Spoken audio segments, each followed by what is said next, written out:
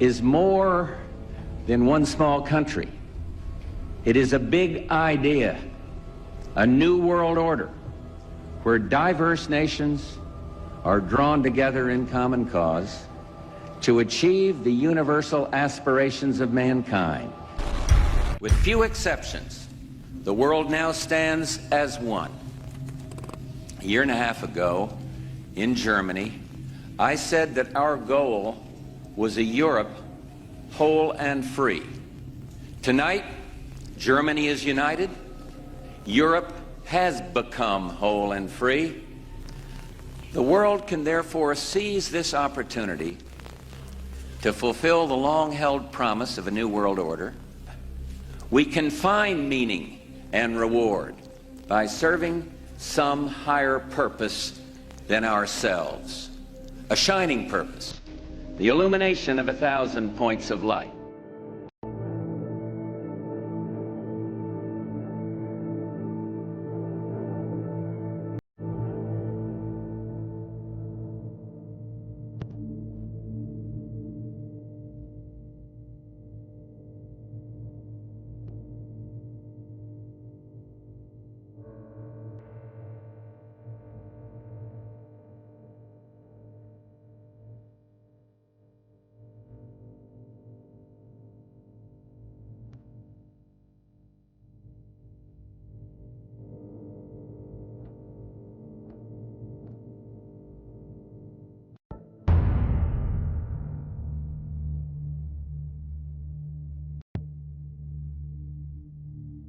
Something's wrong. Something's absolutely wrong.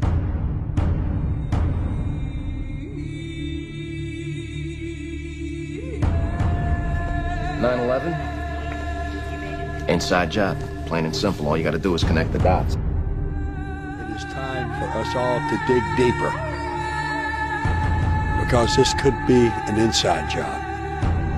I do believe that it defies physics for the World Trade Center Tower 7, Building 7, which collapsed in on itself. It is impossible for a building to fall the way it fell without explosives being involved. The Building 7 thing, you know, if you look at the way it fell, I mean, it looks like a controlled demolition.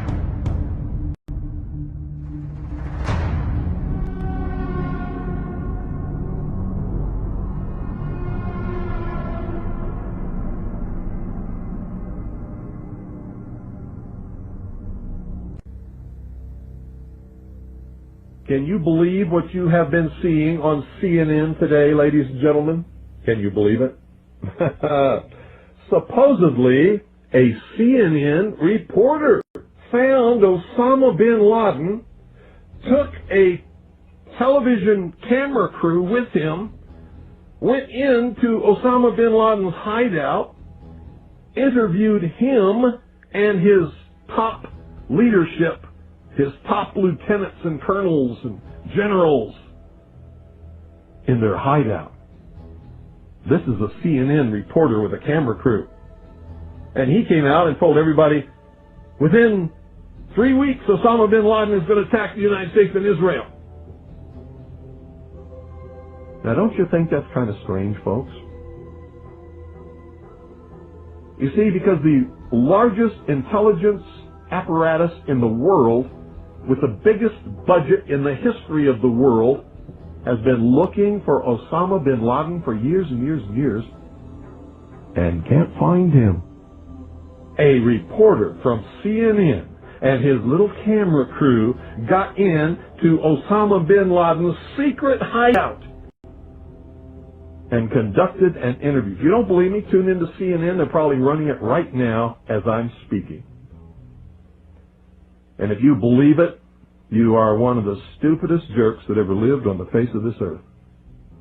And whatever is going to happen that they're going to blame on Osama bin Laden, don't you even believe it. When in hell are all you people going to wake up?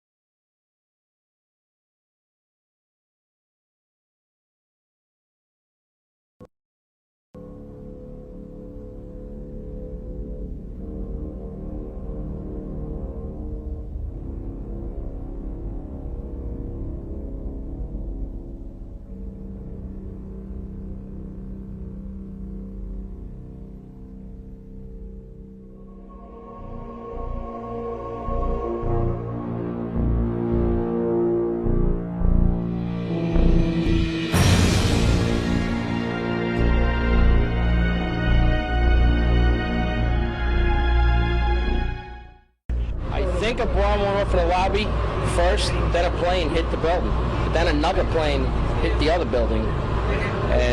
But when I was coming through the doors on the other side of the Trade Center, something, either they blew the lobby up or something, because it blew the glass out of the doors and knocked us all down. You're in the building trying to help people, and it's exploding on the inside of the building. So I don't think it can get any worse than this. It wasn't from the jet fuel. No way.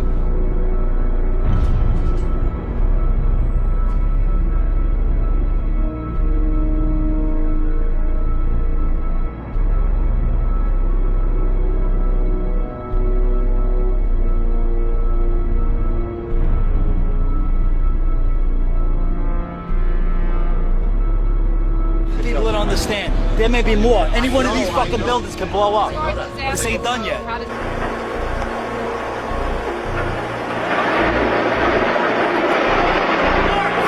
See the firemen assembled here, the police officers, FBI agents. Towers, a huge explosion now. All of us.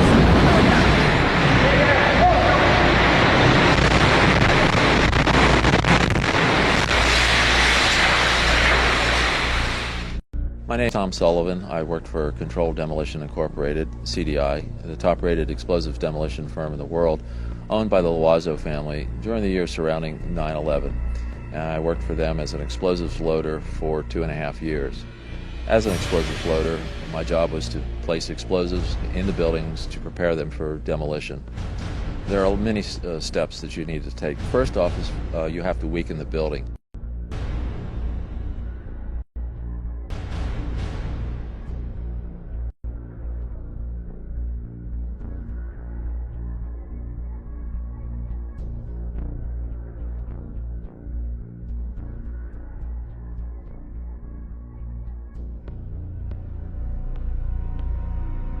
To weaken the building, that means the staircase, all the staircases have to be cut at intervals. The firewalls have to be removed. The elevator shafts have to be cut. I looked down to my right, and the elevators exploded, something out of like a Bruce Willis Die Hard movie. People just come running out of the elevators on fire, fireballed. I mean, it was like, what is going on here? There's something's up here. I mean, the plane's up there, now there's fire down here. Then you have to move to the support columns on the particular load floors. And those are cut by a torch for two reasons. First, to weaken them, and also to allow for charges to be placed onto the structure, onto the columns themselves. And that essentially reduces their strength by about 20%. And even with all of that work being done to weaken this building, it still remains safely standing, so we can continue to work in it. The story that just a few columns can cause a synchronized global collapse, an implosion, is, well, that's just nonsense.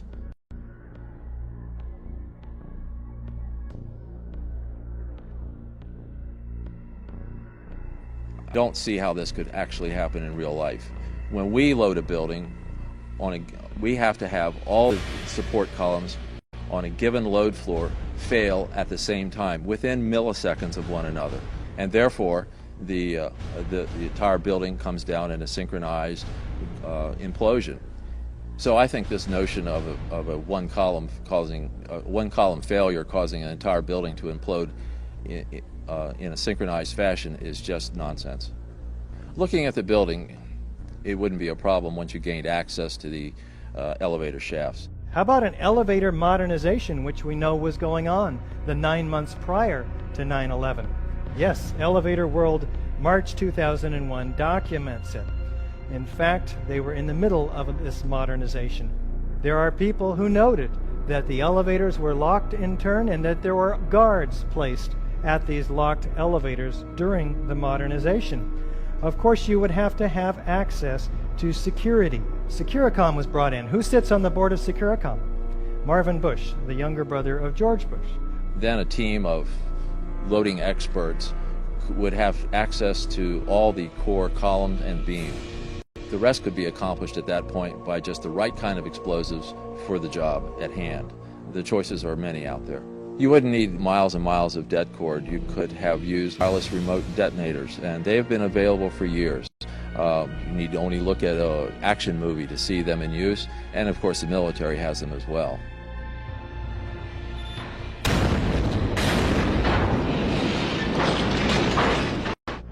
You want to call your mother or something?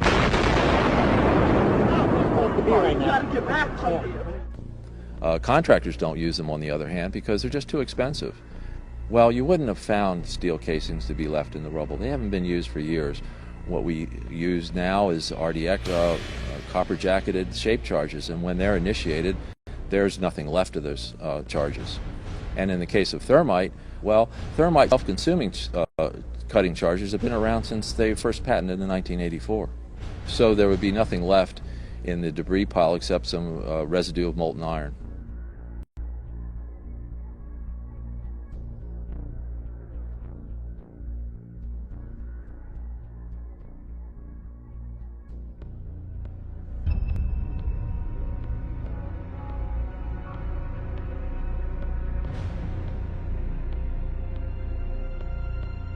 Get down below and you'd see molten steel running down the channel rails, like you're in a foundry. These incredibly hot areas were found at the bottoms of the elevator shafts, down 7 basement levels. The molten steel was found 3, 4, and 5 weeks later when the rubble was being removed. He said that molten steel was also found at World Trade Center 7. The highest temperature was in the east corner of the South Tower, where a temperature of 1,377 degrees Fahrenheit was recorded. The molten steel in the basement was more than double that temperature.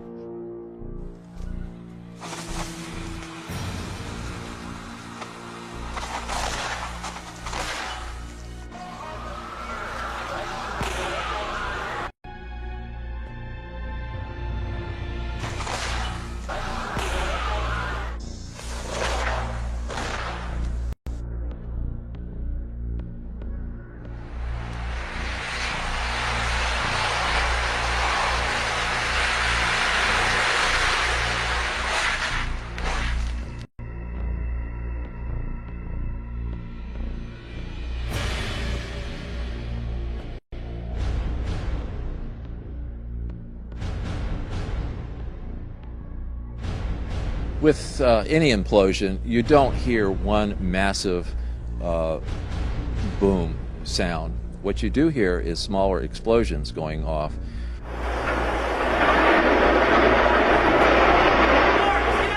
Mr. Sunder of NIST has said that you would, if this had been a controlled demolition, you would have heard a large, massive bomb going off. The World Trade Center. You can see the firemen assembled here, the police officers, FBI agents.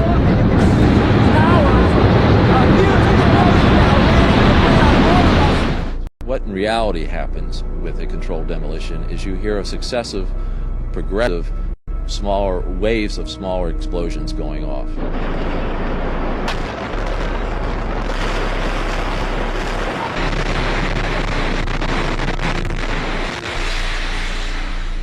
In the case of thermite cutting charges, you would have heard far less noise, since they are worked by thermal heating, melting of the steel, rather than an explosive cutting as in RDX charges.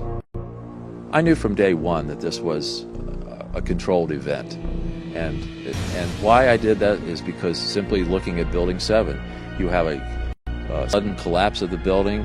It's fairly symmetrical as it comes down. There's the classic kink, which means that the center core fails first, and you can see that on the video, and the building falls near free fall.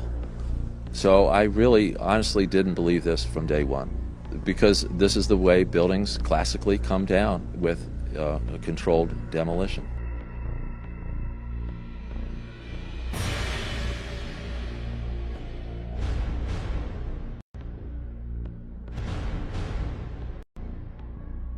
This material is not normal thermite. That's the other thing that really needs to be understood. Anybody could make normal thermite. You can get the ingredients, you can mix them together, you can make them. Any kid could basically do it if they knew the recipe.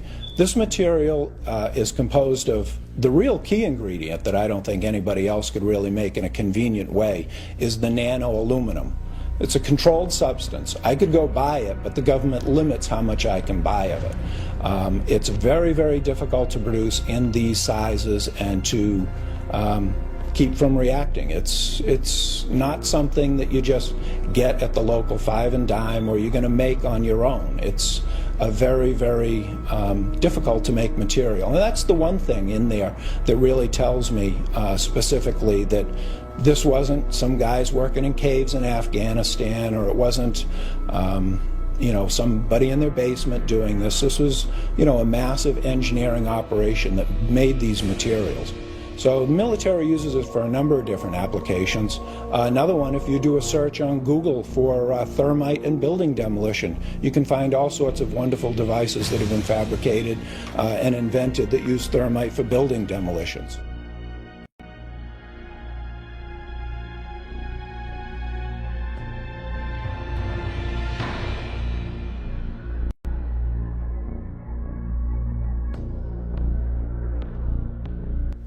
An example would be that in 1984 there was a patent issued for thermite cutter charges to be used in building demolitions that could shoot molten iron through the structural steel in milliseconds.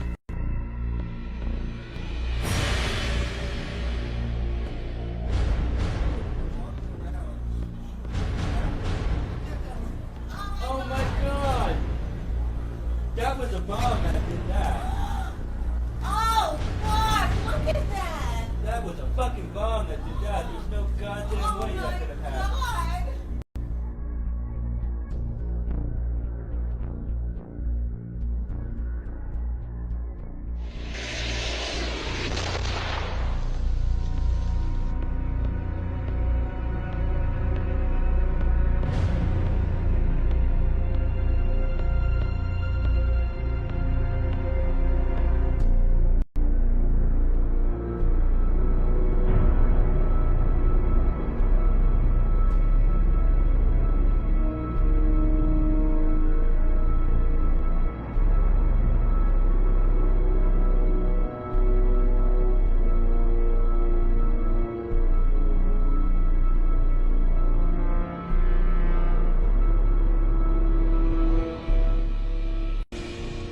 You can imagine when you assemble these chemicals on a large scale, the amount of heat that you generate.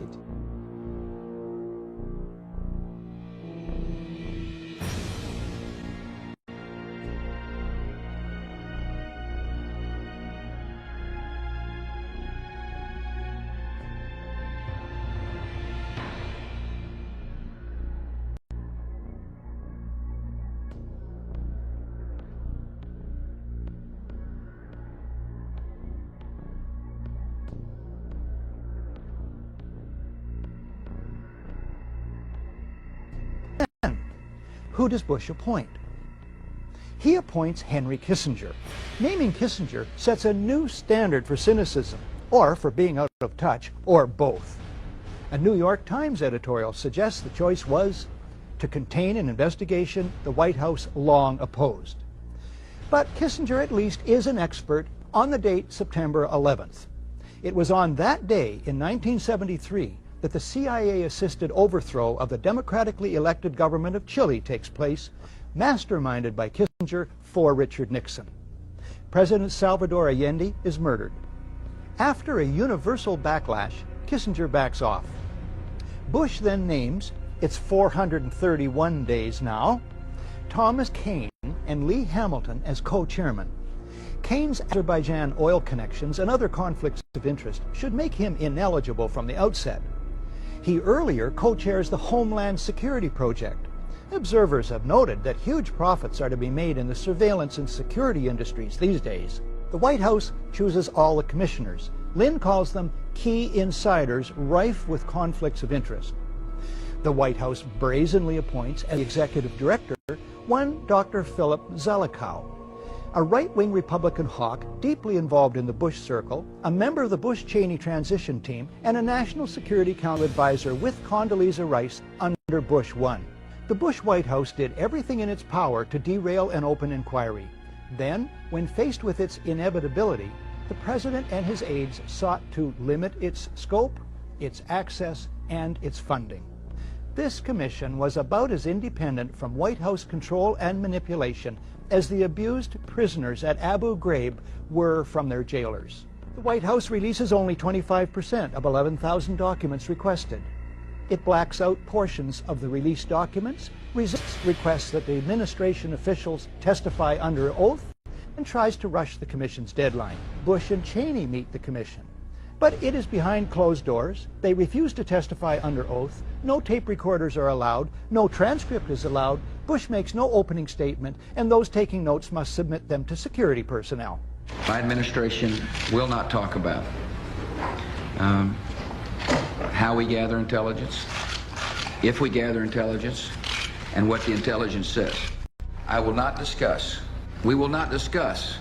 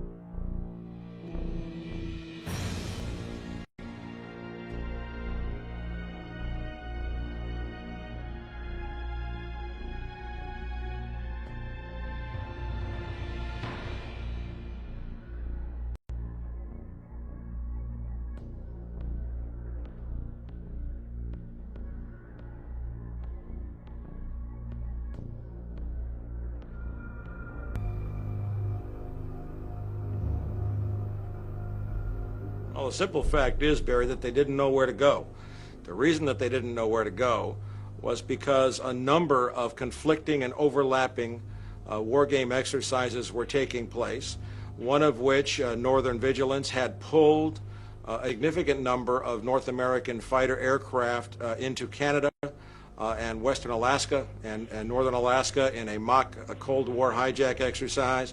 There was another drill, Vigilant Guardian, which was a hijack exercise, a command post exercise, but it involved the insertion of false radar blips onto radar screens in the Northeast Air Defense Sector. There was another exercise, Vigilant Warrior, which was, in fact, according to a NORAD source, a live-fly hijack drill being conducted at the same time.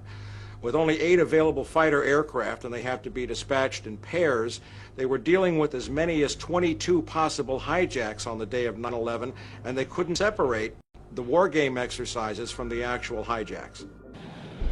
Hi, Boston Center, Team U. We have a problem here. We have a hijacked aircraft headed towards New York. We need someone to scramble some F-16s or something up there to help us out.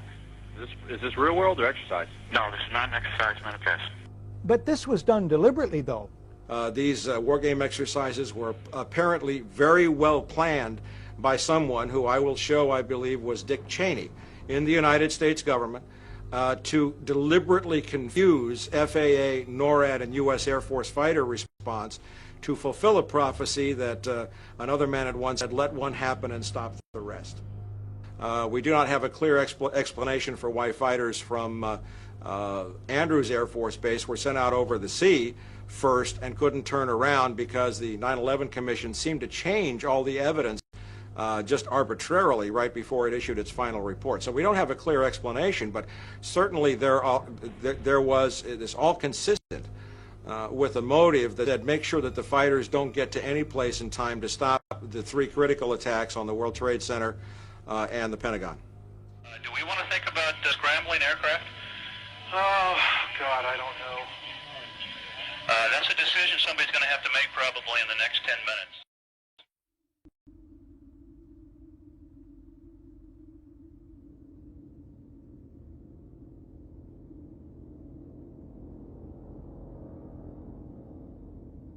You know, it might have appeared that way, but from my close-up inspection, there's no evidence of a plane having crashed anywhere near the Pentagon. The only site is the actual site of the building that's crashed in, and as I said, the only pieces left that you can see are small enough that you could pick up in your hand.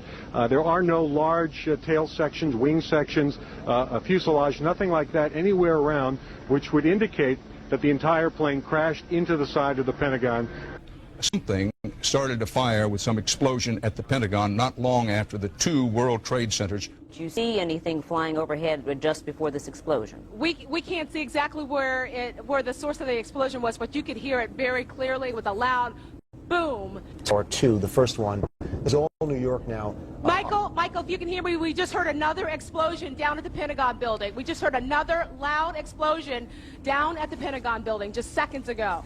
Another explosion of some sort. Now, it could be a secondary explosion here from something happening, but we just heard a loud pop just as you were coming to me. It seemed to be on the east of here. I can't tell what it is. It might be something that's secondary to this because we had a number of small explosions after the fire occurred. We're not talking about something that's entertaining or sensational. We're talking about your government, where you live, your country, your freedoms. Right. And what we're talking about here is things which you see every day. Like someone said a long time ago, many will look with their eyes but not see, and listen with their ears but not hear. And that's us. That is this country. We have been looking at things all along and never realizing the significance of the occult emblems that we're seeing today. Okay. We're talking about a global government that's in existence right now. We're not talking about a nation that is going, we're talking about a nation that is gone. We do not control the government of the United States of America. The United States of America is controlled by this evilarchy. They control the money system, they control the State Department, they control the presidency. The seal that we have on an American dollar bill is an occult seal of an occult society pursuing an occult agenda.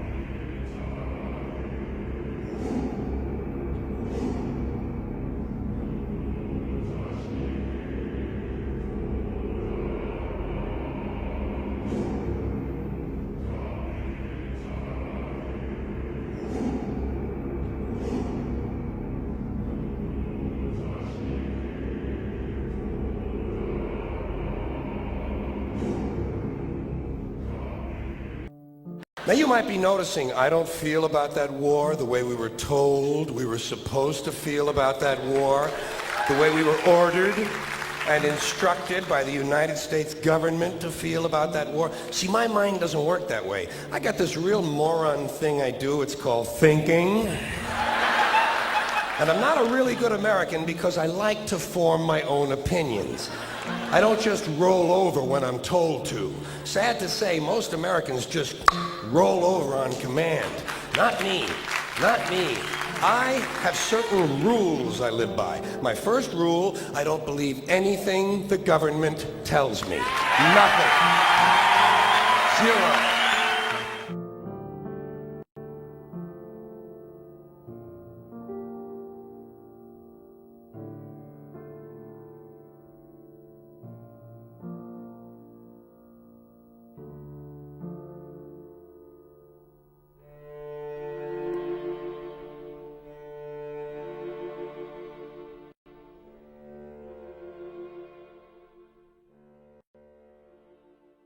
It concludes that Iraq has chemical and biological weapons, that Saddam has continued to produce them, that he has existing and active military plans for the use of chemical and biological weapons, which could be activated within 45 minutes, including against his own Shia population.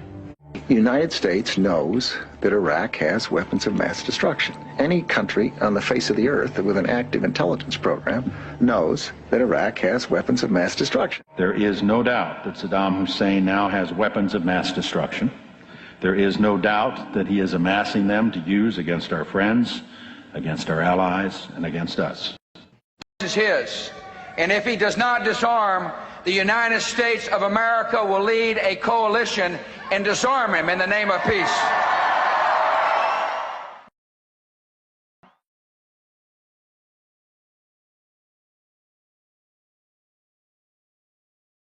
aids and protects terrorists, including members of Al-Qaeda. Secretly and without fingerprints, he could provide one of his hidden weapons to terrorists or help them develop their own. Before September the 11th, many in the world believed that Saddam Hussein could be contained. The war on terror is, you can't distinguish between Al-Qaeda and Saddam when you talk about the war on terror. We've learned that Iraq has trained Al-Qaeda members in bomb making and poisons and deadly gases. He's a threat because he is dealing with Al-Qaeda. We know that Iraq and Al-Qaeda have had high-level contacts.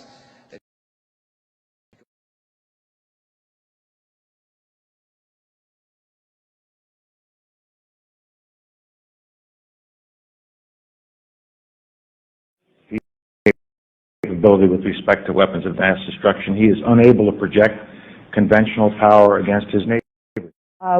To keep arms from him, his military forces have not been rebuilt.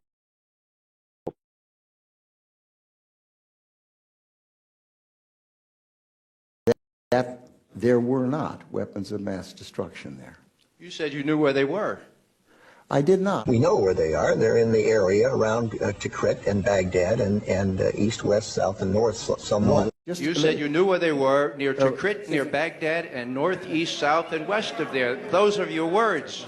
My words were... We know where they are. They're in the area around Tikrit and Baghdad and east, west, south, and north somewhat. Senator got his facts wrong. I have not suggested there's a connection between Iraq and 9/11.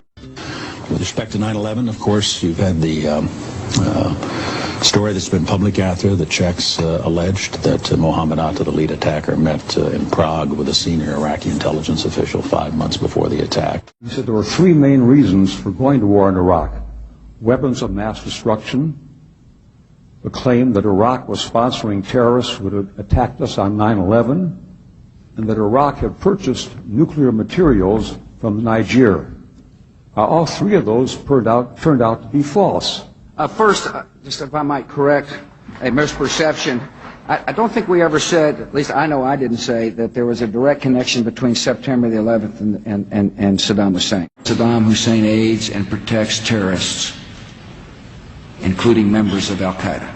You have said in the past that it was, quote, pretty well confirmed. No, I never said that. Okay. I never think said that is... No, absolutely not. What I said was, well confirmed, that he did go to Prague and he did meet with a senior official of the Iraqi intelligence service. Well, let me just ask you this. If they did not have these weapons of mass destruction, though, granted all of that is true, why then did they pose an immediate threat to us, to the country? You and a few other critics are the only people I've heard use the phrase immediate threat. That he has existing and active military plans for the use of chemical and biological weapons, which could be activated within 45 minutes. Active chemical munitions bunkers, mobile production facilities. The United States knows that Iraq has weapons of mass destruction. The reason I keep insisting that there was a relationship between Iraq and Saddam and Al-Qaeda, because there was a relationship between Iraq and Al-Qaeda. What did Iraq have to do with what? The attack on the World Trade Center. Nothing. You know, what has been happening as we debate the number of troops, as we debate whether to withdraw, is also this continual debate over the intelligence leading up to the war. And I know you've said you believe that it's wrong to question the motives or the honesty of administration officials, but I have a different question for you. If you had known that no weapons of mass destruction would be found, would you have advocated invasion? I didn't advocate invasion. You didn't? No, I wasn't asked. If you read all the books and the things... You weren't, but why weren't you asked? That's very puzzling. Well, I'm sure the president understood what my views were, but as a technical matter, did he ever look and say, what should we do? Should we go do this or not do that? This is something that the president thought through very carefully. Are you trying to distance yourself from the war with that? Of course not. I agreed completely with the decision to go to war. And said that 100 times. And don't even suggest that. I'm just asking. Yeah, well, you know better. Look, the interesting thing to me about the pre-war intelligence is clearly it was wrong. Every statement I make today is backed up by sources, solid sources. These are not assertions. But would you have been for an invasion if we had known that? The answer is The answer is probably yes. Iraq, one Democratic senator now says you can add the entire Intelligence Committee to the list. Dick Durbin of Illinois making the amazing claim on the floor of the Senate that while he and perhaps the 16 other members of that Intelligence Committee knew the administration was misleading the American public, he, perhaps they, kept quiet about it because due to his position on the committee, he had been sworn to secrecy. A few hundred feet away from here, in a closed room, carefully guarded, the Intelligence Committee was meeting on a daily basis for top secret briefings about the information we were receiving, and the information we had in the Intelligence Committee was not the same information being given to the American people. I couldn't believe it. Members of this administration were in active, heated debate over whether aluminum tubes really meant that the Iraqis were developing nuclear weapons. Some within the administration saying, of course not. It's not the same kind of aluminum tube. At the same time that members of the administration were telling the American people to be fearful of mushroom-shaped clouds. I was angry about it. Frankly, I couldn't do much about it. Because you see, in the Intelligence Committee, we're sworn to secrecy. We can't walk outside the door and say, the statement made yesterday by the White House is in direct contradiction to classified information that's being given to this Congress. We can't do that. We couldn't make those statements. And so in my frustration, I sat here on the floor of the Senate and listened to this heated debate about invading Iraq, thinking the American people are being misled. They are not being told the truth.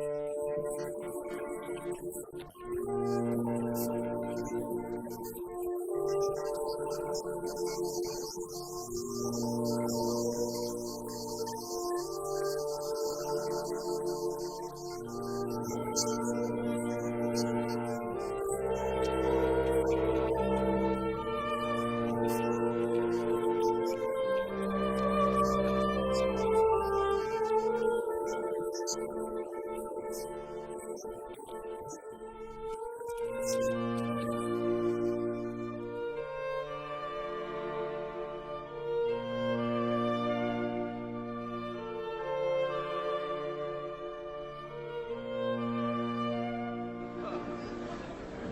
weapons of mass destruction got to be somewhere.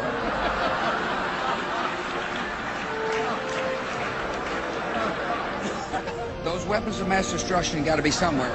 I'm down, dude. I tell you what. Shit! Oh, my ear! We need to get the fuck out of here. Nope, no weapons over there.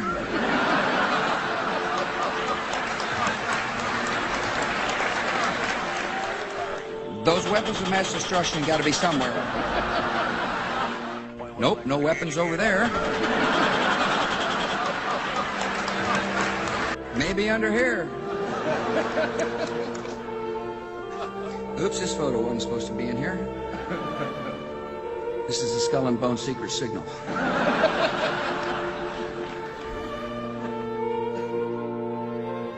This is the Skull and Bone secret signal. This is the Skull and Bone secret signal. This is the Skull and Bone secret signal.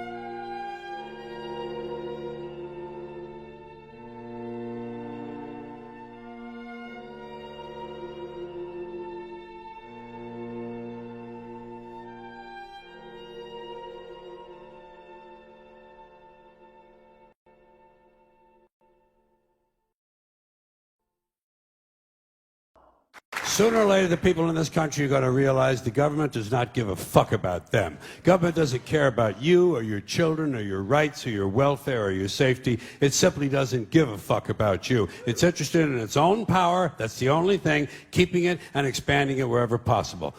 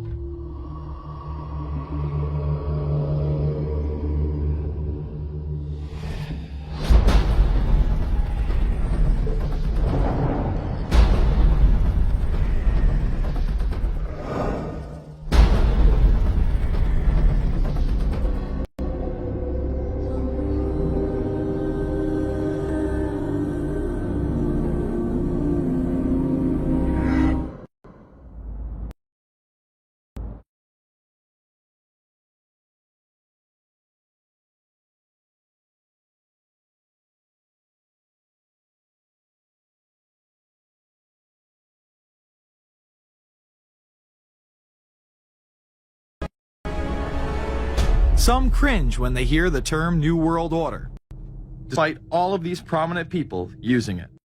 What is at stake is more than one small country. It is a big idea, a new world order, where diverse nations are drawn together in common cause to achieve the universal aspirations of mankind.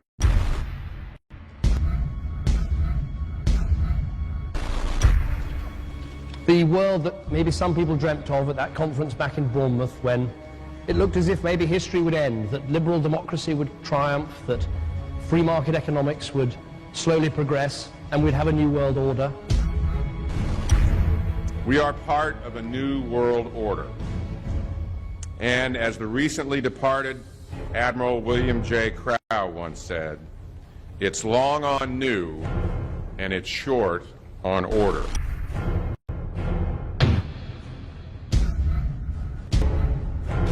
Walter Isaacson wrote a wonderful book about some of the wise men who helped shape the New World Order following the Second World War.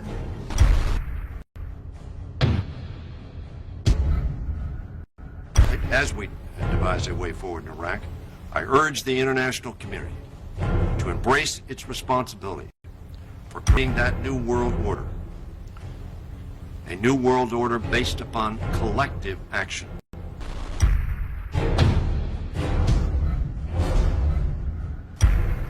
The transatlantic partnership was never just the foundation of our security. It was the foundation of our way of life. It was forged an experience of the most bitter and anguished kind. Out of it came a new Europe, a new world order, a new consensus as to how life should and could be lived. And just like that, it was gone. It was a new world order. That's what President George H. Bush said. With few exceptions, the world now stands as one. A year and a half ago, in Germany, I said that our goal was a Europe whole and free. Tonight, Germany is united. Europe has become whole and free. The world can therefore seize this opportunity to fulfill the long-held promise of a new world order. We can find meaning and reward by serving some higher purpose than ourselves. A shining purpose, the illumination of 1,000 points of light. This is a world that is likely to be dominated in the near future, and perhaps longer, by the Gulf War and the New World Order, which is the buzzword of the moment. So the secret of a New World Order, and at this point it's just a slogan, but it does have some historical background in terms that orders have succeeded each other over time. The secret of this is to learn how to use coalitions. Bush has invoked a new world order without enunciating a new American purpose. The president has still failed to articulate clear goals for our nation's foreign policy in this new age. And that's why I wanted to speak to you today about the new world taking shape around us, about the prospects for a new world order now within our reach. In the coming weeks, I'll be talking in some detail about the possibility of a new world order emerging after the Cold War. But today, I want to discuss another aspect of that order. You see, as the Cold War drew to an end, we saw the possibilities of a new order in which nations work together. It refers to new ways of working with other nations to deter aggression and to achieve stability. As old threats recede, new threats emerge. The quest for the new world order is in part a challenge to keep the dangers of disorder at bay. We must build on the successes of Desert Storm to give new shape and momentum to this new world order. Only when this transformation is complete will we be able to take full measure of the opportunities presented by this new and evolving world order. The new world order really is a tool for addressing a new world of possibilities.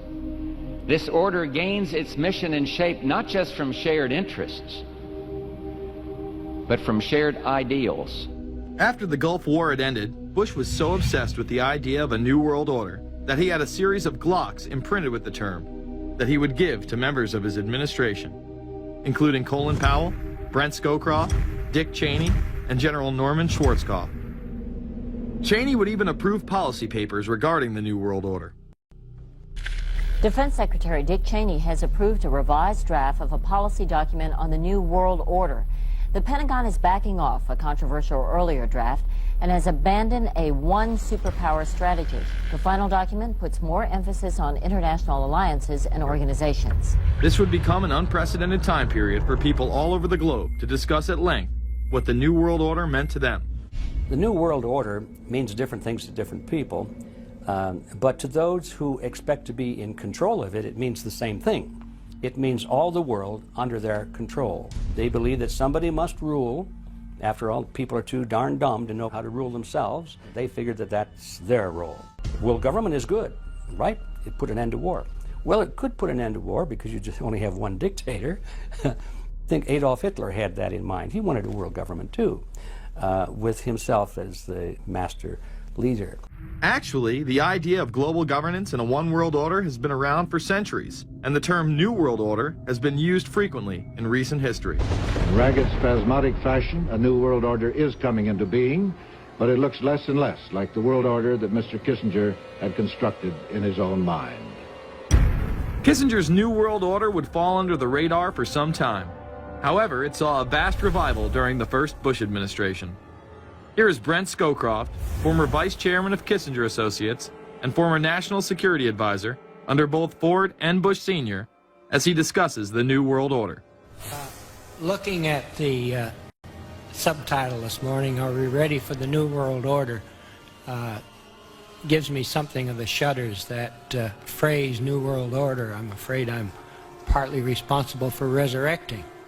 I find the term New World Order very revolting, and just not only historically but politically today. I think Harding is absolutely right, and the actions of the administration just after enunciation of the New World Order put the lie to the fact there is any real substance behind what they say as New World Order. The first act of the New World Order was A, to make war, and then B, was to sell arms all over again. Is there a New World Order? We know certainly that George Bush has copyrighted the term at this point. In the aftermath of this war, though, is it an empty vessel into which something will be poured? Is it the appropriate term to use? Is it going to be a New World Order, or will disorder be just as significant in this process as we look ahead? We are very, very skeptical of an international order if we are not sure how the rules will be made, because thus far the international order has been made with rules that we had no input into and that affect us, and even when on the few occasions when the rules will seem to favor us, then they get changed. A unipolar world, a world of one superpower, may be quite dangerous for us. The New World Order under the United Nations would mean, among other things, an end to our God-given rights given us and secured by the Constitution. The New World Order, which now has been called by some the New World Disorder, and by some people on the more liberal persuasion, the taking over of the world by the Council on Foreign Relations, the Trilateral Commission, and the UN to put us all in slavery. But what are these organizations? Who founded them? And what are the stated goals of each?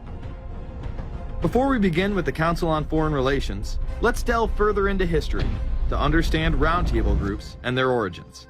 Its roots go way, way back in history, and they go back to the formation of a secret society, a secret organization. The bottom line is that you take the roots of that organization and you find out that they created in all of the British dependencies what they call roundtable groups. And then around those little roundtable groups, they created front groups. And the purpose of these front groups and roundtable groups was to penetrate into the governments of all of these different countries, to penetrate into the media centers, to penetrate into the educational systems. In other words, to penetrate into the social fabric, the power centers of society, and literally take them over from the inside without anybody being aware that they were controlling influence. The League of Nations was the first attempt at the New World Order, the first attempt at a global government based on the model of collectivism. And it was the brainchild of the elitists, the ancestors of the very people who are still working on this project. They're collectivists, they're very wealthy people. They're the ones in this country who dominated the powerful tax-exempt foundations, like the Carnegie Endowment Fund for International Peace, the Rockefeller Funds, the Ford Foundation, and groups like that. These people were on record, even way back then, that they had to have a new world government, and they dreamed of that being embodied in the League of Nations. And they were solidly behind it. And that was one of the reasons those people encouraged the United States into World War I, was because of the crisis of World War I, and that would also condition Americans to thinking of making big changes in their system, because we certainly don't want another war like that, do we? There's that fear angle again. And they thought, well, by being in World War I, then we would be a major participant at the table to carve up the world and create a new world government. And that was to be the League of Nations. Now, why is that important? It's important because the avowed purpose of the Council on Foreign Relations is to create a new world order, a global government based on the model of collectivism. And that includes the elimination of the United States as a sovereign nation. That's why it's important. The people running this country are determined to destroy it. The Council was heavily criticized during the 1980s for being an organization hell-bent on destroying national sovereignty in favor of a world government. So many of its members hid their association with the organization. Dick Cheney had this to say in response to a question by David Rockefeller, who became the CFR's youngest director in 1949 and was chairman of the board from 1970 to 1985. He remains an honorary chairman to this day. It's good to be back at the Council on Foreign Relations. As Pete mentioned, I've been a member for a long time and was actually a director for some period of time. I never mentioned that when I was campaigning for re-election back home in Wyoming. Now, you are the president of the Council on Foreign Relations, all right? Yes, sir. You guys toy with countries of the world like toys, don't you? You're like the Illuminati, you're the Masons, you control everything, don't you? That's the rap on you guys. So every place there's questions coming from this documentary. And you don't have to believe everything in the documentary to still have questions come up. And you look back and you remember what you saw and what you were told, and now you have questions. You have these private groups that are run and created by the elite, by the ultra-rich, wealthy families that have been manipulating global markets from behind the scenes for generations. They create these private groups that then feed information to the government, to senators, to congressmen, their recommendations, their policy papers, what they think should happen. And it's fascinating because if you actually read what it is that they're doing, the recommendations that they make, they're very able to get them put in place. Discussions that are going on in these private groups are really talks that should be going on in Senate committees and in the halls of Congress, but they're happening with these ultra-elite groups that are then pushing their propaganda into the political mainstream, and then it's becoming enacted, it's becoming put into law. Still not convinced the CFR is promoting a new world order? Listen to what Leslie Gelb had to say upon leaving the New York Times to chair the organization as its president in 1993. I loved it. Doing a column is a great job. I'm going to an equally great but different job, and in a way a job that caps everything I've been doing in my life, in government, in academia, and in journalism. I think that's what the Council on Foreign Relations will allow me to do. Well, you know, for example, you had me and 3 or 4 other folks on this show a few months ago to talk about the New World Order, right? Exactly. Right? Bob I talk Hormats about and it, you, exactly. Right. I talk about it all the time. New World Order wants a global system where one small central authority of individuals can then dictate a policy that's going to be distributed down to the rest of the world, everywhere, in the smallest little town in the middle of nowhere in some remote country. I now think it's safe to say that the Council is extremely influential on the world stage and openly promote global governance. The Council and the globalists were able to take this agenda to the next level following World War II. The United Nations was born out of the ashes of this conflict. Unlike the League of Nations, the United States not only joined this organization, they championed it.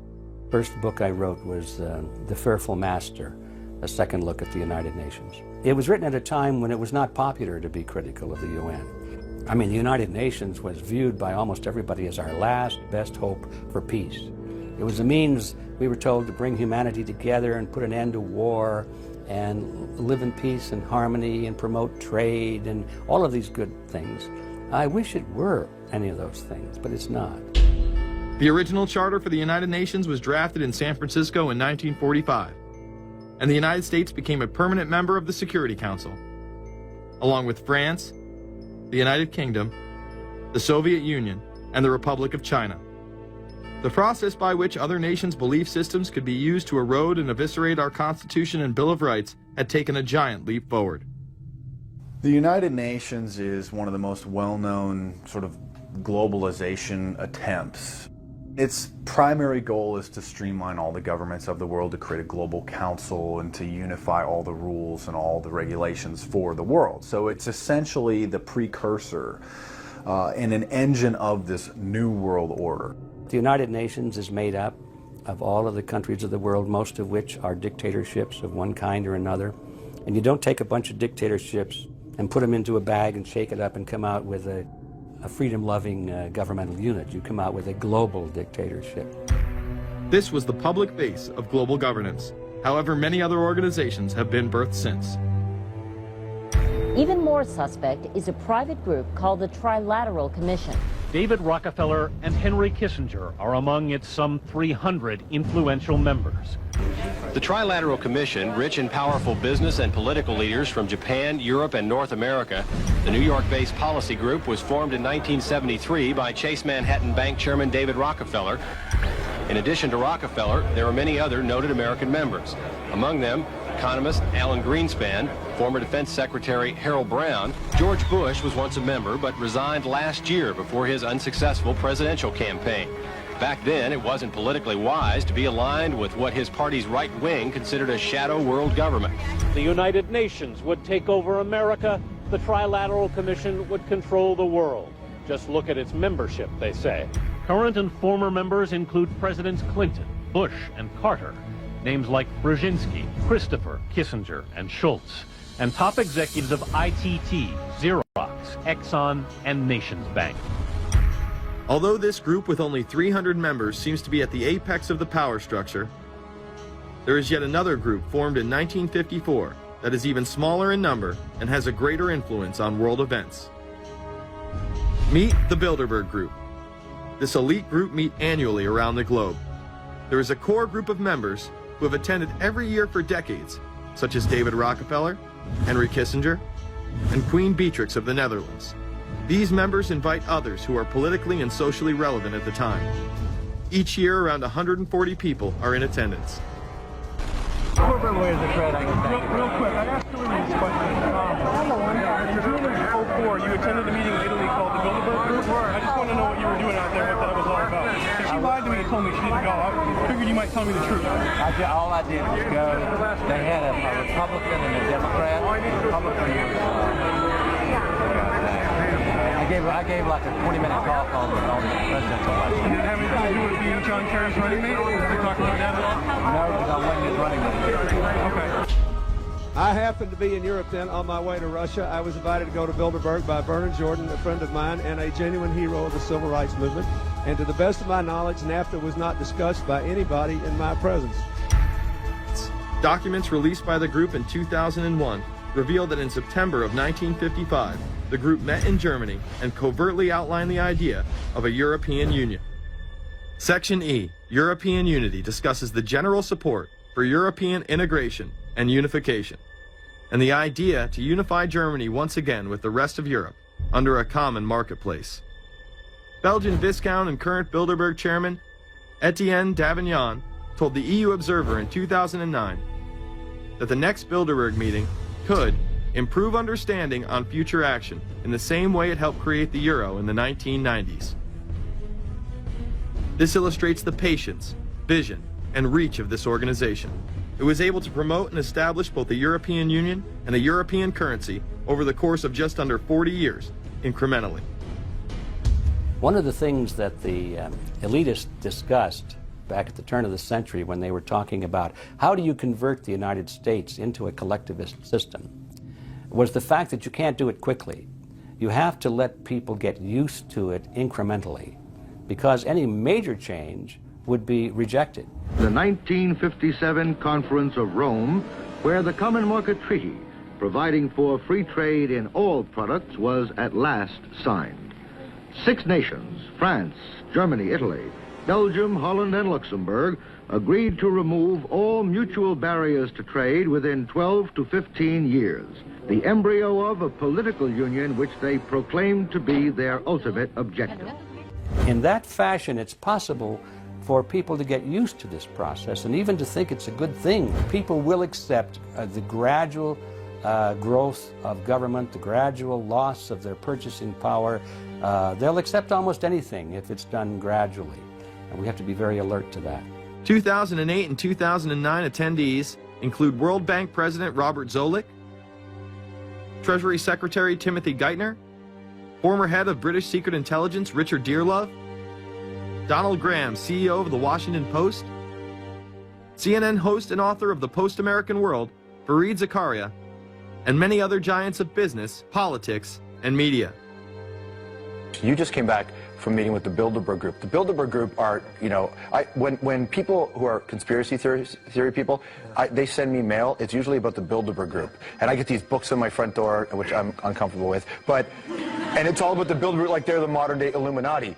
Are you a member of the Bilderberg Group? I don't think we're supposed to talk about this. Many have identified them as the kingmakers, the puppet masters that pull the strings behind the scenes. Perhaps there is no better example of this than what occurred during the 2008 conference. Immediately after Obama had been selected as the Democratic presidential nominee, the pressure was on to choose a running mate. We've put together a committee. We are going to be equally deliberative in how we move forward. And we're not going to do it in the press, and we're not going to do it through surrogates. He then tricked the press corps into staying on the plane as it took off from Washington. He was whisked away to an undisclosed location. What's interesting and dangerous about the New World Order is that it's not a natural progressing idea. It's just not civilization naturally evolving and organizing into this system. It's the group of extremely powerful people that are manipulating the system to get it to this status from behind the scenes without anybody's knowledge. You have to ask yourself, if there isn't an agenda going on to keep those organizations quiet and to keep them out of the news, to keep the discussions about them behind closed doors, then why is it that these supposed experts on the left and on the right never talk about them? This has been a condensed history of the globalist organizations and their rise to power. But is there a reason they meet behind closed doors? A shadow world government has been mentioned, but to truly understand what that means, let's go back to this iconic warning from President Dwight D. Eisenhower. Progress toward these noble goals is persistently threatened by the conflict now engulfing the world. It commands our whole attention, absorbs our very beings. We face a hostile ideology, global in scope, atheistic in character, ruthless in purpose, and insidious in method. In the councils of government, we must guard against the acquisition of unwarranted influence, whether sought or unsought, by the military-industrial complex. The potential for the disastrous rise of misplaced power exists and will persist. Through multinational corporations, global intelligence networks, out-of-control banksters, all under the veil of national security and black operations, the global elite have consolidated power on a massive scale over the last several decades.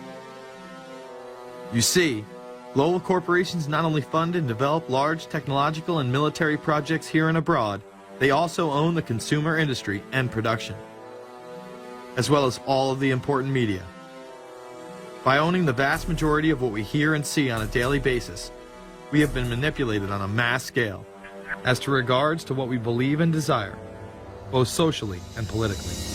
Edward Bernays, the nephew of world-famous psychoanalyst Sigmund Freud, would study group dynamics and become the father of public relations. He authored the book Propaganda in 1928. In it, he described how to intelligently and consciously manipulate the habits and opinions of the masses within a democratic society. He went on to state that those who harness this unseen mechanism of society constitute an invisible government and are the true ruling power. It is they who pull the wires which control the public mind, who harness old social forces and contrive new ways to bind and guide the world. The average American is distracted, mindless, worried about minuscule things, celebrities, as if it was their own family members. And this is by design, because the powers that be, who own the media, know how our brains work. They know scientifically how the human mind functions.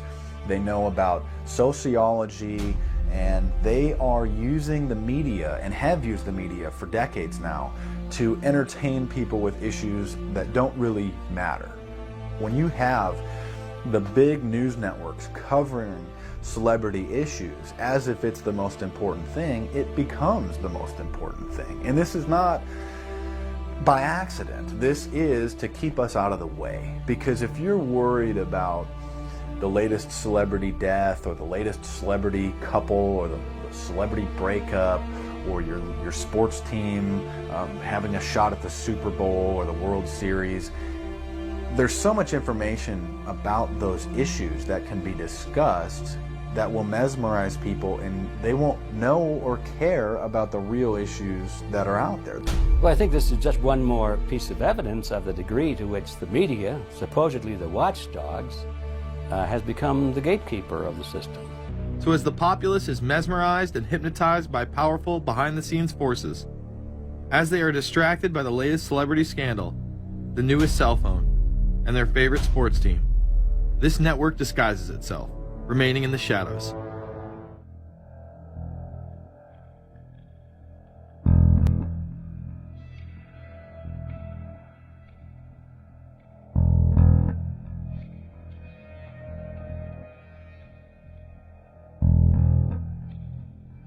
I appeared before the Congressional Committee to tell what I knew of activities which might lead to an attempt to set up a fascist dictatorship.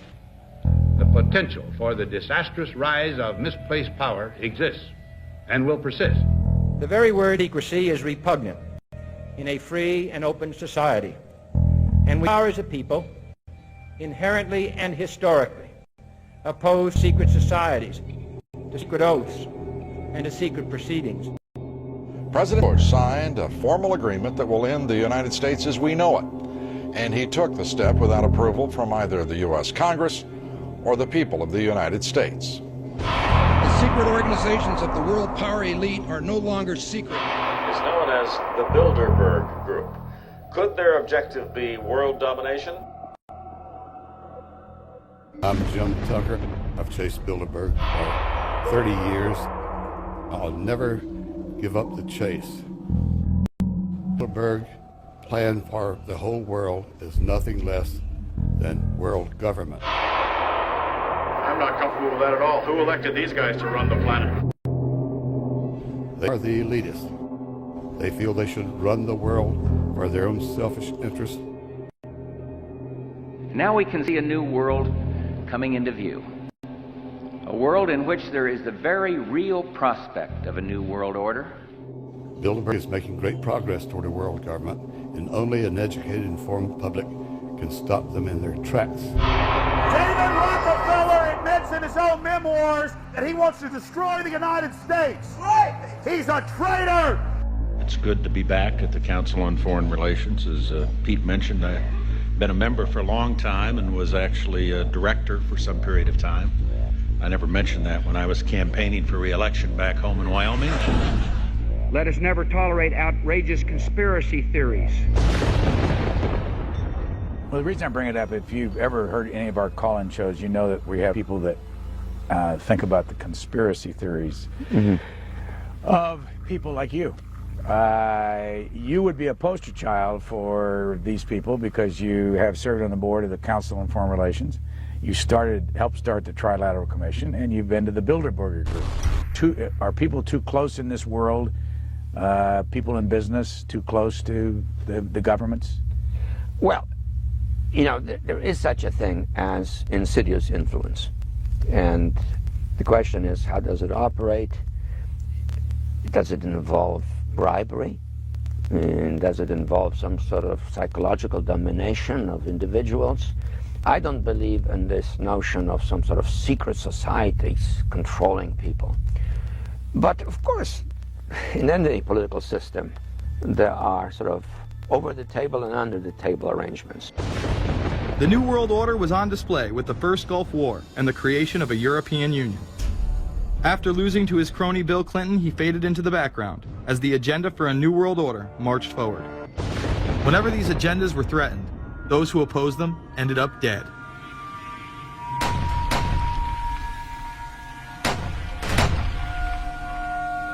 We've got some difficult days ahead,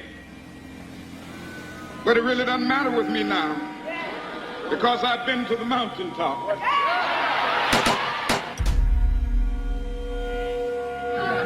My thanks to all of you, and now it's on to Chicago, and let's win there. Thank you very much. Gave a paper about all three of the big assassinations in the 60s, which was John F. Kennedy, Bobby Kennedy, and Martin Luther King. And there are certain common denominators. I call these events deep events. We've become accustomed to the idea that every now and then something is going to happen, and we just know from the beginning we're not going to get to the bottom of it. And the more they happen, the more reconciled we've become to this state of affairs. In 1978, the House Select Committee on Assassinations could not ignore there was a conspiracy in regards to the assassination of John F. Kennedy. Good evening. A congressional committee has concluded that President John Kennedy and civil rights leader Martin Luther King Jr., both of them, were probably killed as the result of conspiracies. The House Assassinations Committee wound up its 2-year study by recommending that the Justice Department look into both cases. In the assassination of Dr. Martin Luther King, the committee concluded the likelihood of conspiracy. The committee's summary of findings says President Kennedy was probably assassinated as a result of a conspiracy, that its evidence establishes a high probability that 2 gunmen fired at the motorcade. The committee concluded that President Kennedy did not receive adequate Secret Service protection in Dallas, that the CIA was deficient in sharing information before and after, that the Justice Department and Warren Commission failed to pursue possible conspiracies and made their conclusions too definite.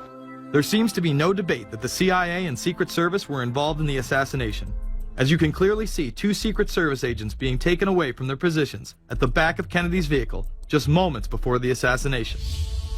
And no matter what you believe about Oswald, it has now been declassified that Oswald was trained by the CIA in 1957 under the cover of the Office of Naval Intelligence. Assassination is an option when the ruling class can identify an enemy who cannot be compromised. But how do they bend the population's will to do their bidding? Well, a false flag operation is one in which the attacker carries the flag of someone else. It's usually a military operation, and the purpose, of course, is to create the impression that the attacker is someone else. They want to create negative public opinion against the nation whose flag was being used. Or they may even not use a flag at all. This sort of thing is done all the time, and it's certainly not unique in history. I think we've been seeing a lot of it lately. Americans are easily motivated by false flag operations, and I think it's inevitable that we will see false flag operations in the near future. It is used in order to seize power at an accelerated pace.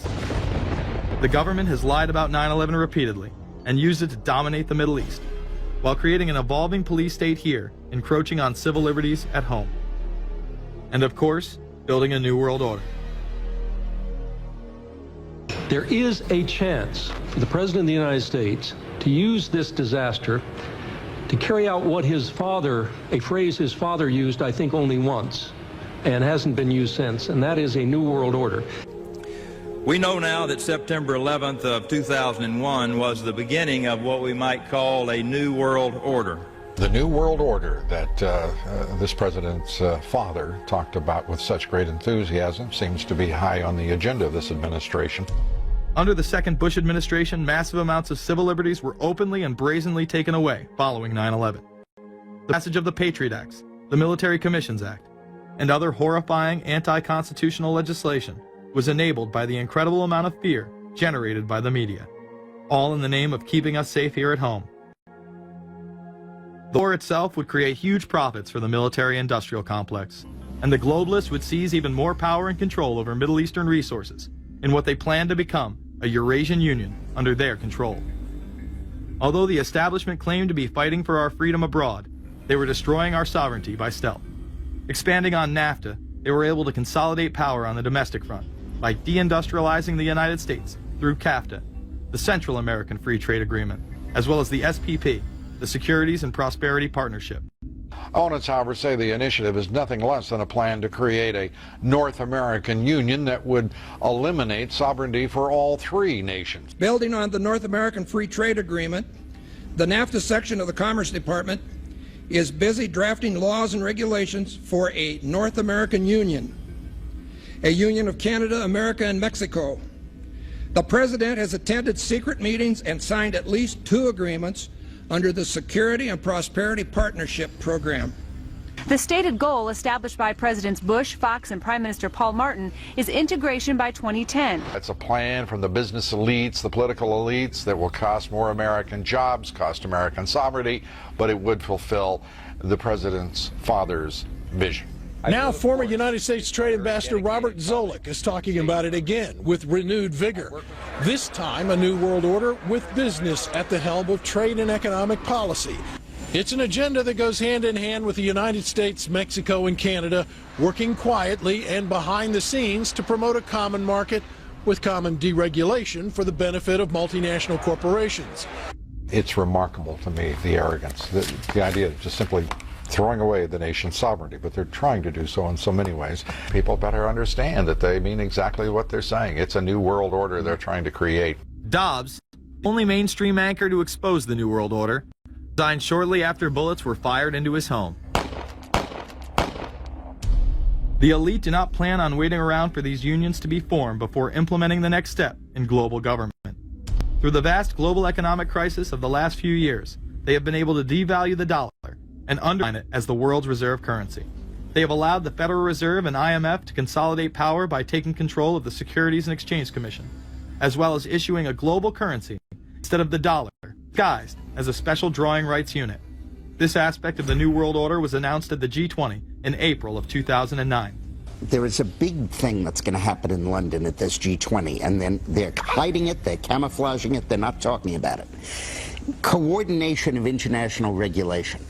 What they are going to do is to put our Fed and our SEC under the control, in effect, of the IMF. The New World Order, that's what they're planning in there, is to undermine the U.S. currency, and it's just really sad. What it really is putting the American economy under international regulation. Yeah. And those people who have been yelling, oh, the UN's going to take over global conspiracy government. Theorists. They've been crazy, but now they're right. There's 20 or whatever people in the G20, say there's 20 ministers, thousands of us, and we can't get our voices heard. When Geithner said he would be open to the idea of a global currency last week, yeah. Those conspiracy people had said and suggested that for years. Right. You're not wrong.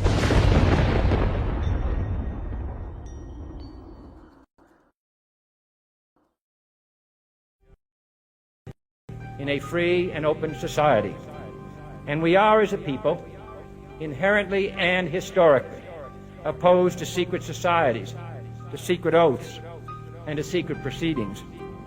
We decided long ago that the dangers of excessive and unwarranted concealment of pertinent facts far outweighed the dangers which are cited to justify it.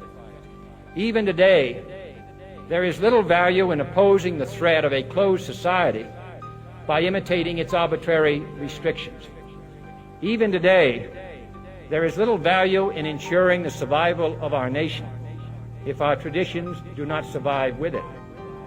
And there is very grave danger that an announced need for increased security will be seized upon by those anxious to expand its meaning to the very limits of official censorship and concealment.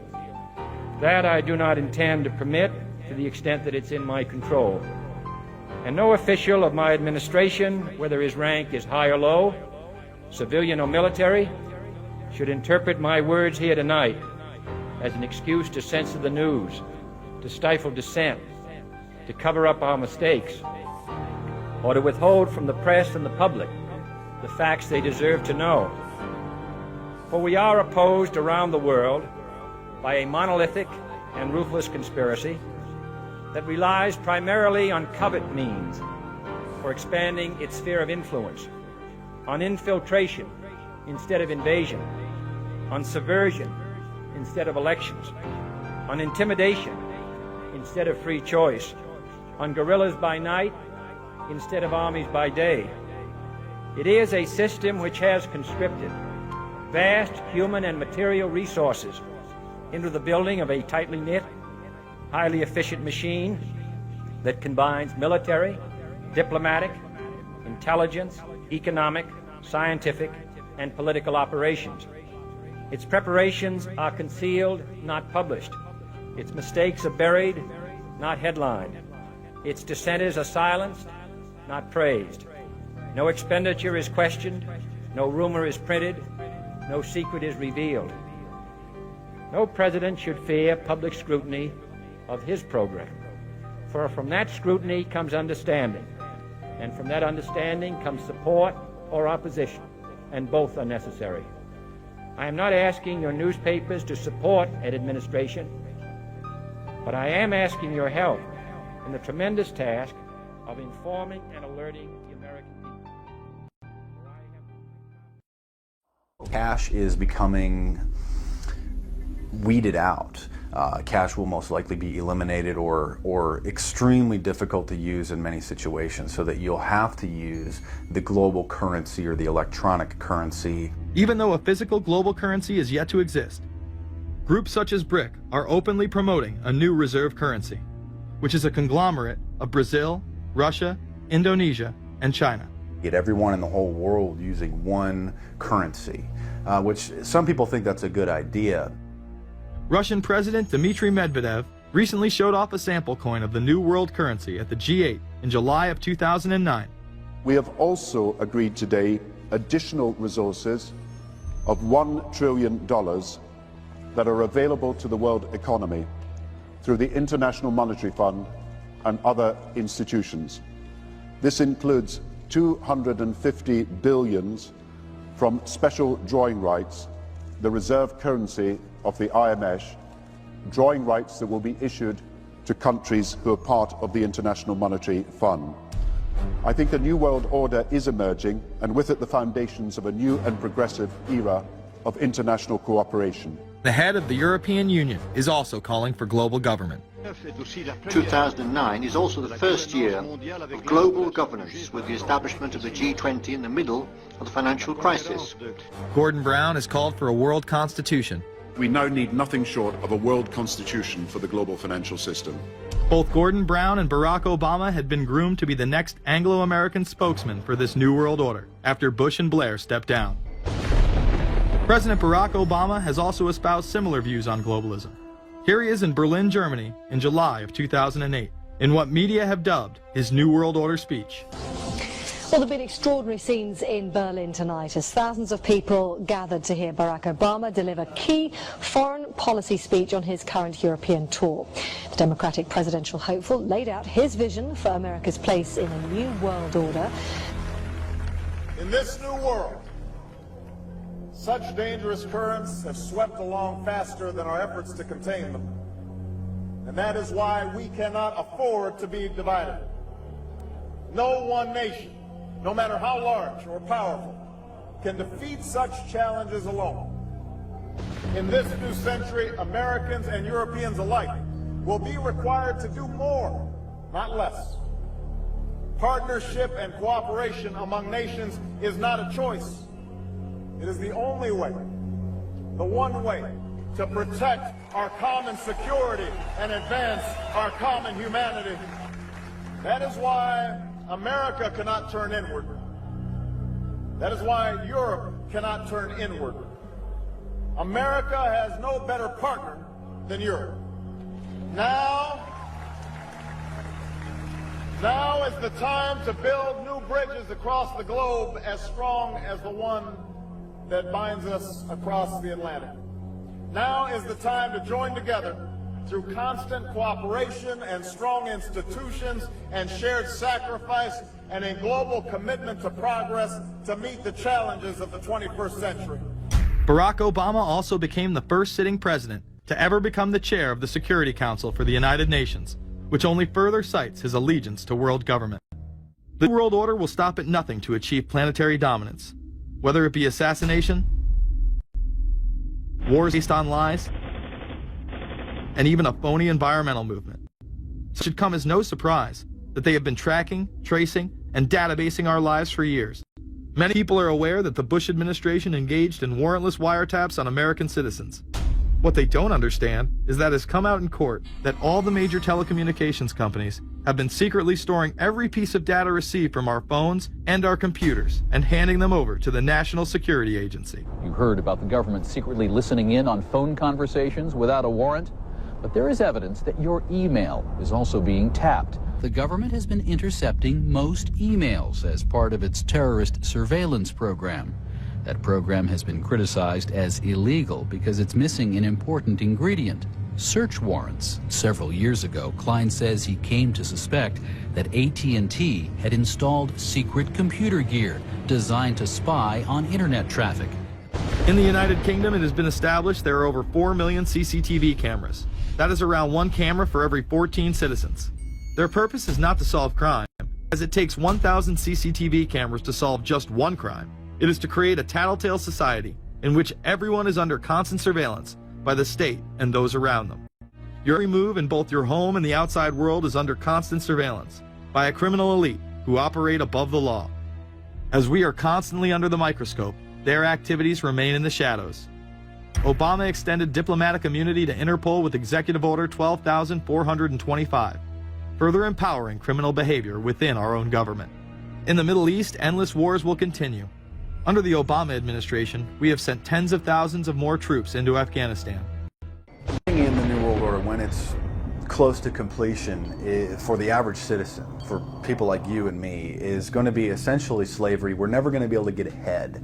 We're never going to be able to amass enough wealth, essentially to retire or to do what we want to do in life. We're going to constantly be working for the man. They're creating essentially a two-class system. So it's going to be an inner ruling elite and then everyone else. And I got news for you. You're everyone else. The New World Order that is currently being built revolves around creating a global technopoly ruled by the elite, in which they dominate and control a severely reduced populace, which they treat as their pets. Is there a possibility that we have Taliban employees?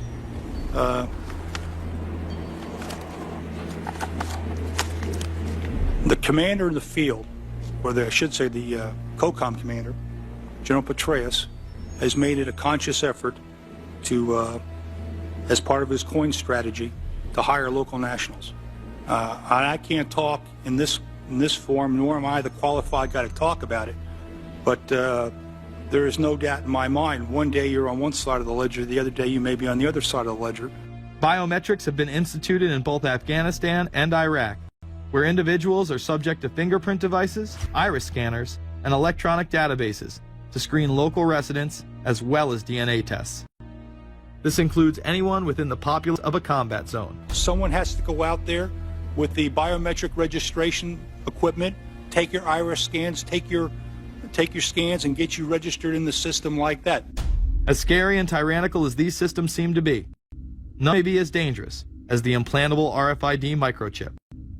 Through various pretenses, including terror, security, and entertainment, the chip has been promoted and integrated into society. In 2001, following the 9/11 terrorist attacks, the Jacobs family became the first family to be injected with microchips in front of a live television audience.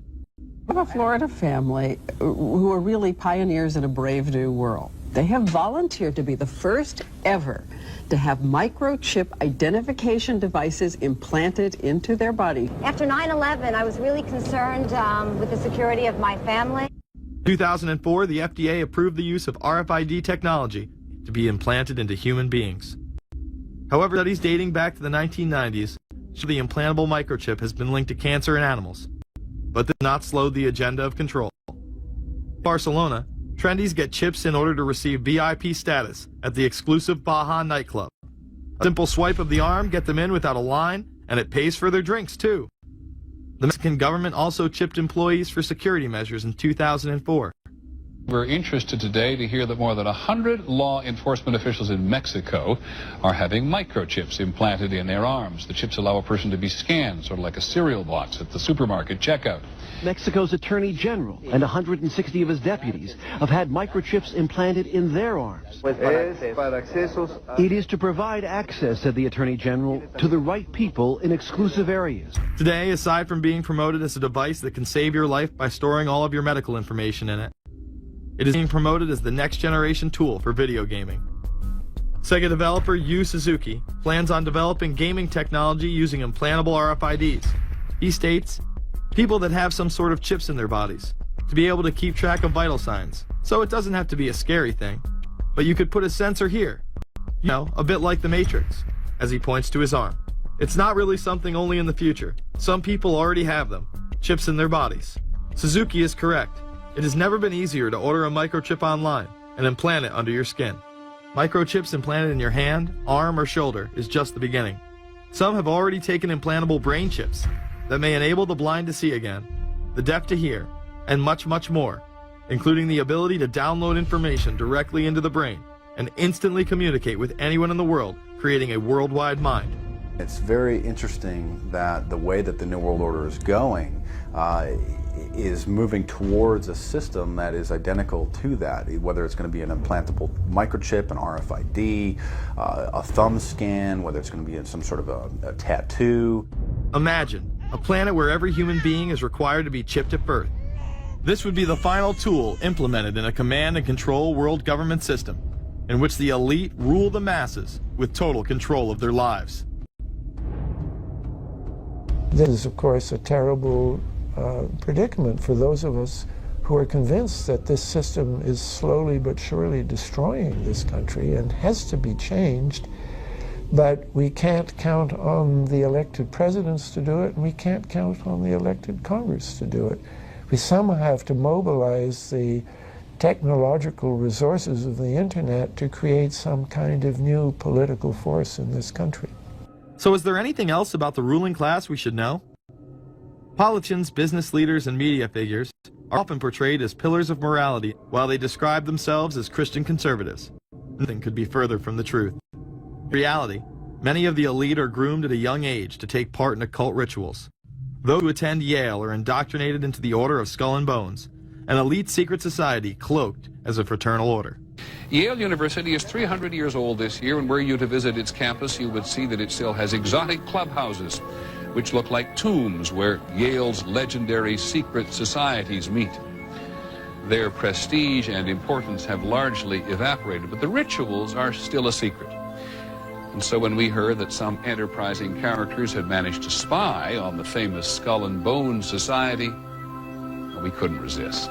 Skull and Bones, people say it's a fraternity at Yale University, but it's really a postgraduate organization. So it was founded in 1832, and it's not like a normal fraternity. People don't pledge. These people choose who they want to come. So they do the recruiting. They recruit 15 people every year, people who they see are going to be powerful people in the future. So they're recruited when they're a junior in college. A lot of these people come from really wealthy and influential families because they know that this person has the resources to then elevate them to a position of power that can benefit the club. The video shows the neophytes, or initiates, kissing a skull, then performing a mock human sacrifice. Horrific screams caught on tape include chants of, "The devil equals death, death equals the devil." True. Famous alums include Senators John Kerry and John Chafee, to name two, cabinet secretaries such as Averell Harriman, and 3 presidents, William Taft, George Bush, and George W. Bush, who's been reluctant to talk about Skull and Bones. Does it still exist? The thing is so secret, I'm not even sure it still exists.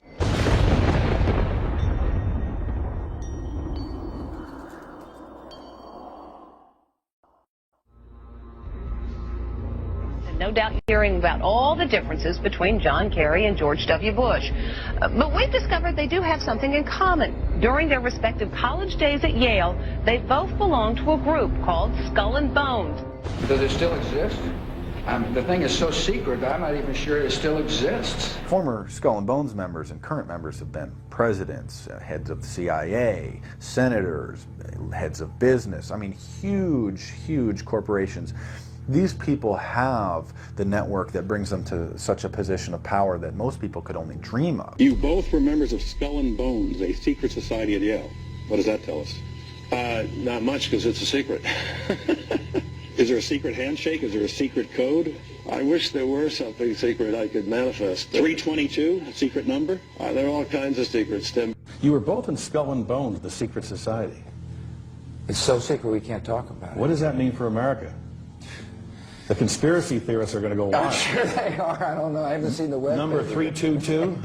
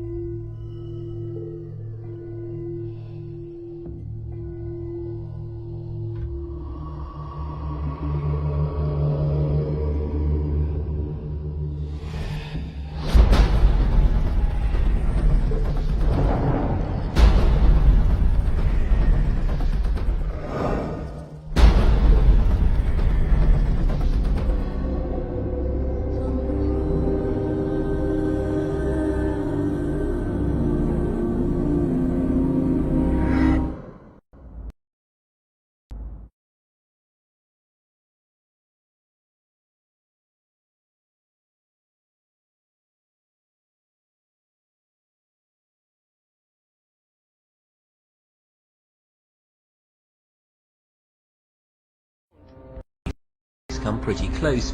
She was part of a team that successfully recorded part of the initiation ceremony that takes place in the tomb's courtyard. Okay, you have the doorway here. Yeah. Okay, then to the right you have a hedge, and then Yeah. you have an evergreen tree. If you follow that line straight back, courtyard's in there. Ah, okay. So that's where they have the ceremonies in the that outdoor section. part of it. Part of it was indoors. So we only got to see the outdoor part. Right. We only got and to listen to the outdoor part. God only knows what went on indoors. And what did you hear? What was it you know? You managed to get this unique It was access to it. disgusting. It was gross. I mean, they were pretending to murder people. What was the tone of it, though? Was it jokey or was it Vicious. quite... No, it wasn't jokey at all. It was sick. It's about the only way I can describe it. It was sick.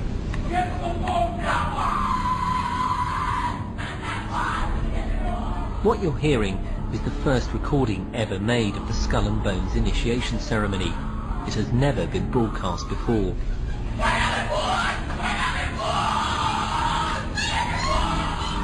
15 new members of the club are being introduced into the macabre rituals of Skull and Bones by the senior students who are about to graduate. The club has what some might see as a strange fascination with death, skulls and bones. There's the chants too, difficult to hear first of all, but including the devil equals death and death equals death.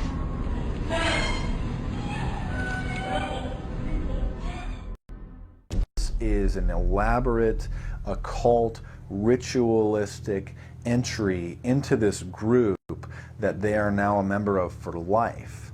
This culture of death and the occult continues long after college. Later on in life, these pagan rituals carry on in the redwoods of Sonoma, California. And what is the Bohemian Grove? Well, it's a kind of summer camp for the powerful, an all-male gathering in great secrecy. This group was formed in the late 1800s by artists, industrialists, and politicians. Bohemian attendees worship the owl as their deity. The Aztecs, Mayans, and other natives of Mesoamerica considered the owl a symbol of destruction and death. This is why the opening ritual for the club is the cremation of care. During the ritual, the effigy of a baby is rowed across the water by the Grim Reaper and given to a high priest, who then tosses it on a fiery sacrificial altar of a 40-foot owl god. It is an earth-based ritual in which care is burned away. The conscience is symbolically cast aside so that they may ignore the pain they have inflicted on others for the advancement of their own agendas. With this ceremony called the cremation of care, that begins the two-week encampment where the body of dull care, symbolizing woes and concerns, is burned on an altar in front of a big owl statue.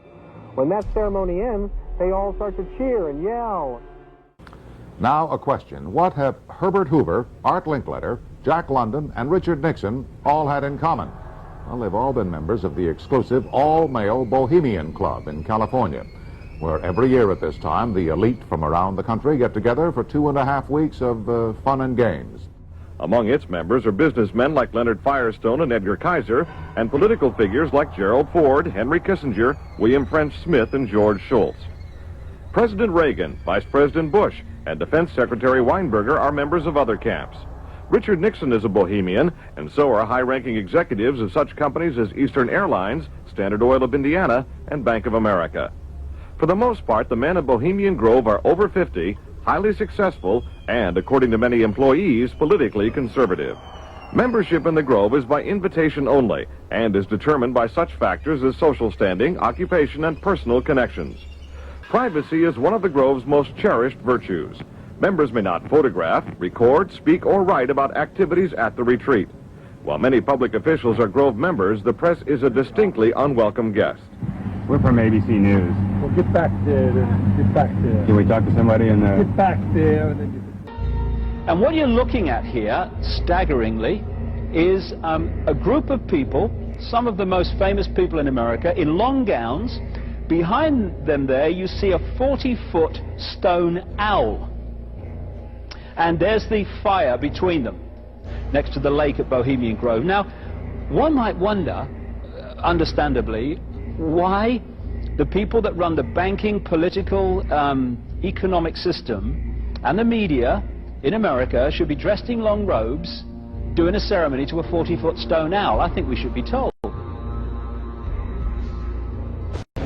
You see, for over 120 plus years in Northern California, in Sonoma County, on a 2,700-acre secluded redwood grove, leaders from around the world, prime ministers, chancellors, presidents, governors, again, the heads of industry, banking, academia, the media, Hollywood, travel there to engage in bizarre, ancient Canaanite, Luciferian, Babylon mystery religion ceremonies. We were inside 4 hours. That's only one day out of the 2 weeks that they meet there for the admitted Summer Fire Festival of the Bohemian Club.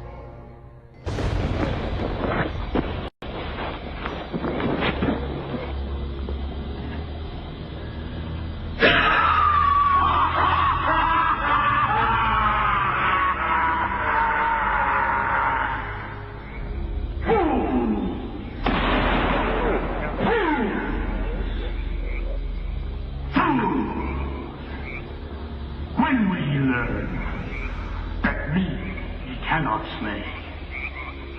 Year after year ye burn me in this grove, lifting your puny shouts of triumph to the stars.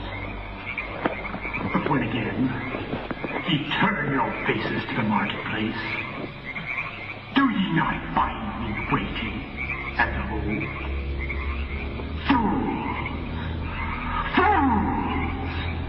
Fools to dream ye conquer care! Nay, thou mocking spirit, it is not all a dream. We know thou waitest for us, year after year within this happy grove. Our fellowship bans thee for a space. Thy malevolence which would pursue us here has lost its power under these friendly trees. So shall we burn thee once again this night, and in the flames that keep thine effigy, we shall read the sign, Midsummer sets us free.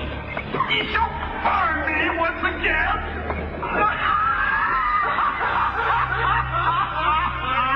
Now believe, way, which hither ye have brought from regions where I reign. Ye fools and priests, I spit upon your fire. Hail fellowship's eternal flame. Once again, Midsummer sets us free.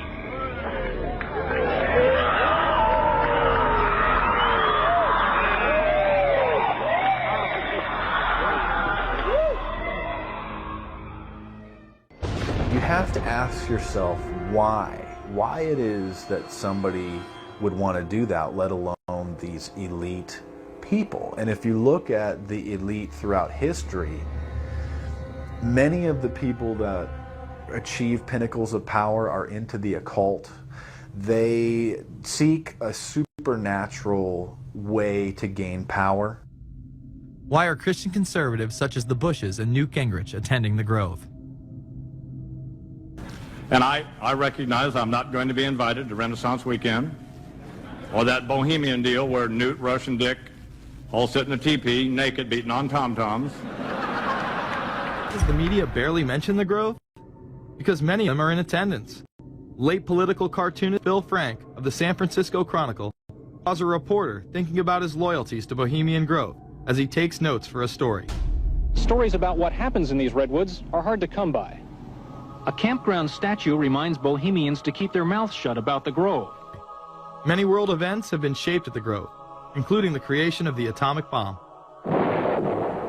Discussions at the Grove in the 1930s helped lead to the development of nuclear power and the atomic bomb. Every Republican president since Calvin Coolidge has been a member, as well as many Democrats, including Jimmy Carter.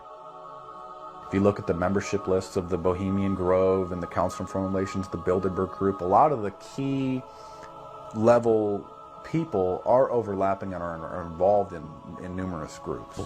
In addition to pagan rituals that take place there, this all-male club also deals with darker themes through the plays Montezuma, which feature Aztec human sacrifice, and Faust, which feature Mephisto. Bohemian Grove that I attend one time at a time. It is the most faggot goddamn thing you will ever imagine. Again, we see people of the highest levels of power involved in the most repulsive and decadent of crimes. They couldn't care less about the code of conduct that's taught in all major religions about treating others the way that you want to be treated. And then they masquerade, they put this false front on that they're like everybody else, because your average person wants to do right, believes in some sort of a karma, believes in some sort of a divine justice in the universe. And so these people need to put on this front that they're like the average Joe in middle America, that they go to church every once in a while, and that they believe in an afterlife and a divine justice. And so they have to put on this front that they're like everybody else in order to get elected and to be accepted and to not have people look at them suspiciously, because if somebody goes around and openly admits that they were an atheist or that they were of some obscure religion, people aren't going to throw their support behind them as much, and they're not going to trust them as easily. The reality of this behavior is never revealed to the public, as the media keeps any revelations quiet. Unfortunately, these type of activities continue to this day. The insanity is that we have allowed an interwoven elite criminal class to rule over us while posing as the saviors of the planet. We have learned they will stop at nothing to achieve their goals and are not held accountable for their crimes. They prey on the system rather than protect it. This is not a new world order of peace and prosperity. It is not a world government to save the earth. During difficult times, we must remain ever vigilant against seemingly positive solutions imposed to suit their aims. Crises there will continue to be. In meeting them, whether foreign or domestic, great or small, there is a recurring temptation to feel that some spectacular and costly action could become the miraculous solution to all current difficulties. We are threatened by a superclass that control the flow of information and hide technology from the public. The prospect of domination of the nation's scholars by federal employment, project allocations, and the power of money is ever present and is gravely to be regarded. We must also be alert to the equal and opposite danger that public policy could itself become the captive of a scientific, technological elite. It is time to put down the remote control, to turn off your Xbox, and start paying attention. It is time to step away from everyday luxuries and pop culture and take action against a monolithic, concentrated evil in order to save what's left of humanity. We must now trade in our apathy for action in order to defeat this invisible empire.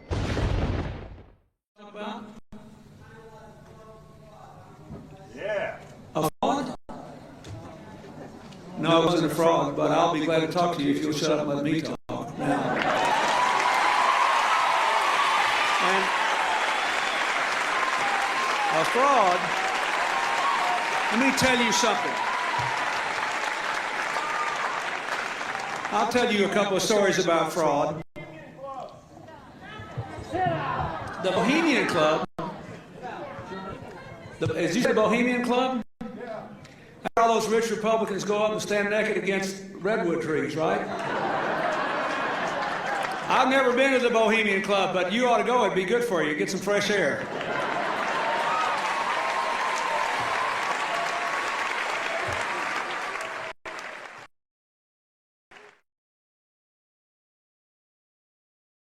We were a rove of 4 presidential administrations.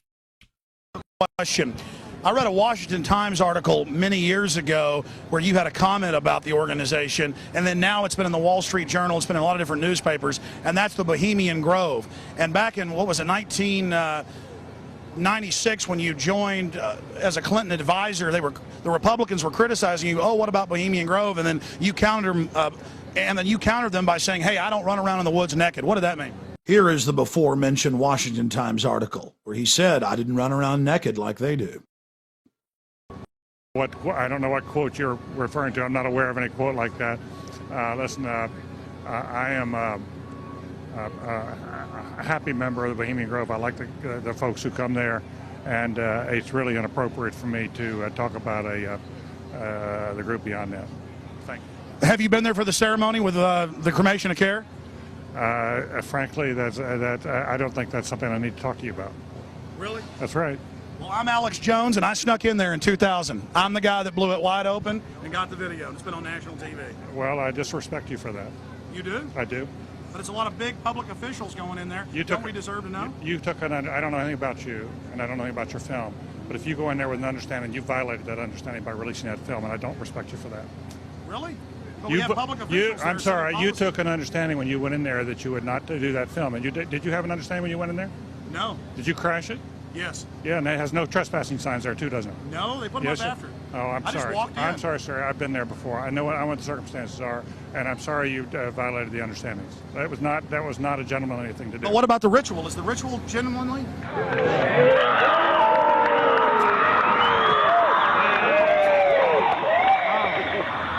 Sir, everything. I don't owe you this comment. I know. I appreciate it. This is what's called ambush journalism, and I disrespect you for that as well. So thank you and goodbye. Been in the ritual? That's none of your damn business. Oh, right. Listen. You go around and make understandings with people and violate them. You ambush people on the streets, and that's inappropriate form of journalism. If you wish to practice that, that's fine, but don't ask others to respect you for it. If you want to, you can do. You're a free American, like anything you want. If you want to be uncivil and rude and ungentlemanly, that's up to you. But don't expect the rest of us to say, "Oh well, you're there, Mr. Gergen." I'm sorry, nobody sets policy in there. We try to be gentlemen, and obviously, you don't belong there. Weaving spiders come out here. Yeah, that is a 3-pointer. Woo! Look how strangely he behaved when we brought it up. Why is he acting so secretive? And why did he get so angry when he discovered that we'd snuck in? You see, they take it very, very seriously. This is one of the hallmarks of the occult and secret societies. The word occult means secret. Secrecy is part of their religion. They revel in it. And when it's violated, they become extremely angry. How widespread is the occult? The answer is extremely widespread. Occultism in our society, and particularly in our government, and at the highest levels of corporate America, is rampant. It's also important to note that the Grove itself was founded in 1872 by West Coast journalists, and that the National Press Club adopted the iconography of the Grove for its Great Seal. There are 3 major icons used in the cremation of care ritual. Moloch, the owl idol, the curved staff carried by the high priest, and the eternal flame lamp, the Arabian-style lamp, which the priest uses to ignite his torch, which he then uses to burn the human effigy, Care. Our social lives, going to the football game or the PTA, a little bit different than your average world leader or corporation chief. No, in their spare time, they worship Moloch and mock human sacrifices. We just need to get used to that and accept them as our leaders. Your neighbor engaging in mock human sacrifices to Moloch, the demon idol that was worshipped all over the Mediterranean and the Middle East. Would you let that neighbor walk your dog or house sit, or how about babysit your children? Be in control of the nuclear launch codes. Well, we give you a revelation.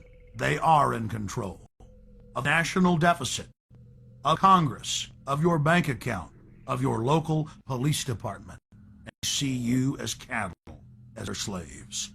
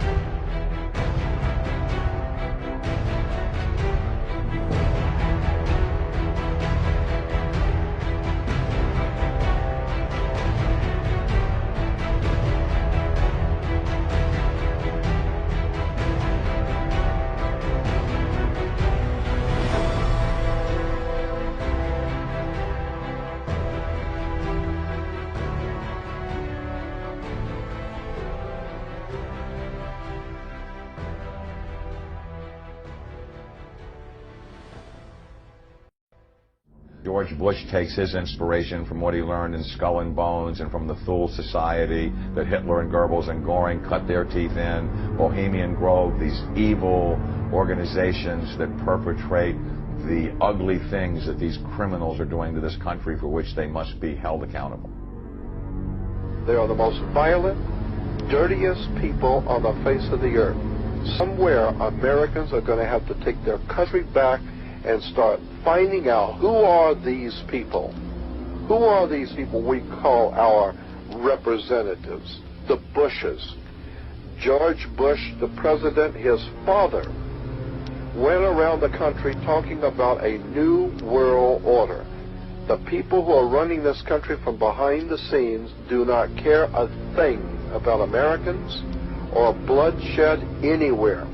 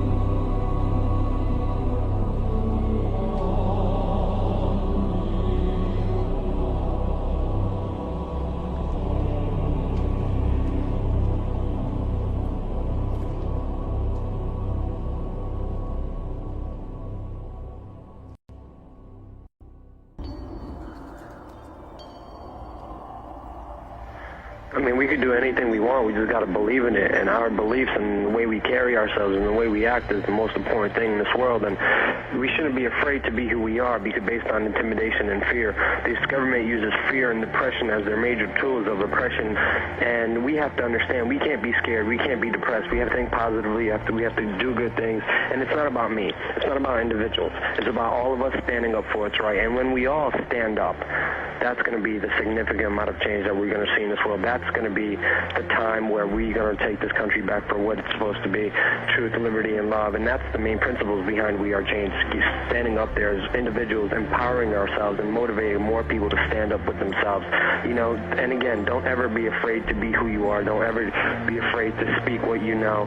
Just get out there, believe in yourself, and you have a short life to live. Make sure you live a good one.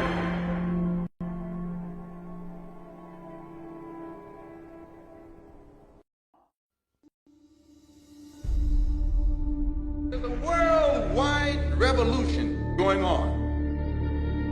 And in my opinion, the young generation of white, black, brown, whatever else there is, you're living at a time of extremism, a time of revolution. What is it revolting against? The power structure. The American power structure? No. The French power structure? No. The English power structure? No. Then what power structure? An international Western power structure. And I, for one, will join in with anyone, don't care what color you are, as long as you want to change this miserable condition that exists on this earth. And there's got to be a change. People in power have misused it, and now there has to be a change, and a better world has to be built, and the only way it's going to be built is with extreme methods. So what you and I have got to do is get involved. You and I have to be right there breathing down their throat. Every time they look over their shoulder, we want them to see us. Once those intentions are made known, we can get to the nitty-gritty of the problem. We can get to the core of the problem. We can get to the root of the problem. And then we can correct the problem.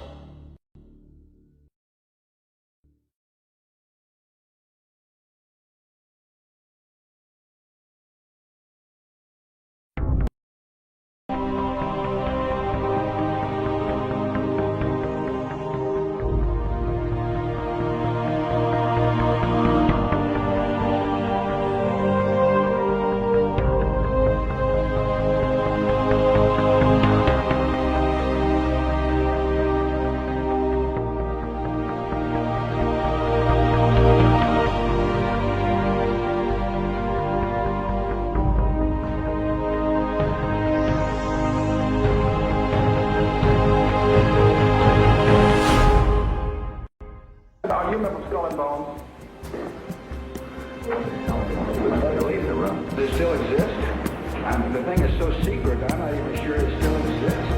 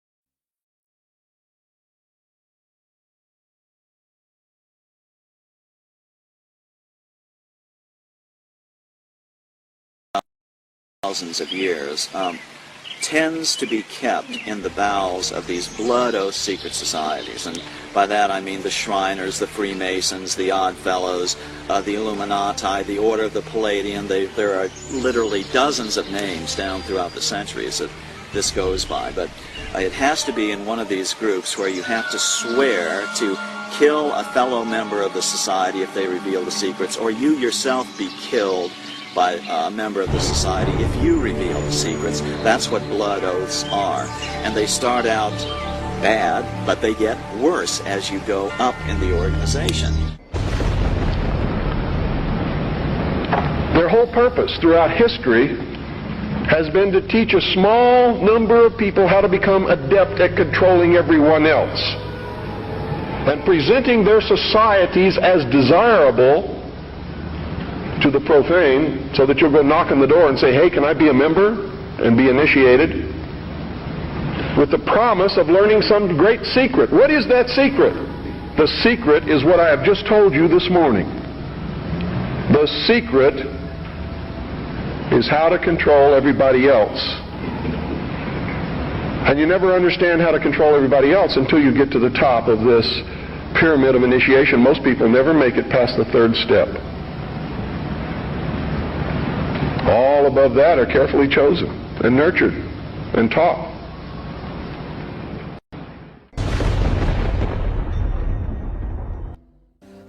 As with all secret societies, you have levels, and if you're on the lower levels, you don't even know they're upper levels. They don't even tell you. You bump into it by accident, or someone comes along. Now, in Scottish Rite, that's something different, because they know that there's a... But before then, and basically secret societies, let's go to ancient Egypt. To the ancient Egyptians, the priest would tell the serfs, the guys that tilled the land, they would say, the sun is God, okay? And so they accepted that very low-level interpretation, all physical. That's not what the priest believed. What the priest believed, there was a second level. The priest believed that, no, the physical sun is not the supreme being. It's the spirit which flows through the physical sun that is the supreme deity. However, there was another level.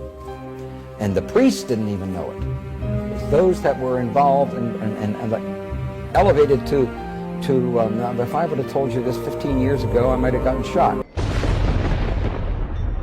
Weishaupt saw in the ancient orders of Freemasonry an opportunity to commission foot soldiers for his cause of world domination.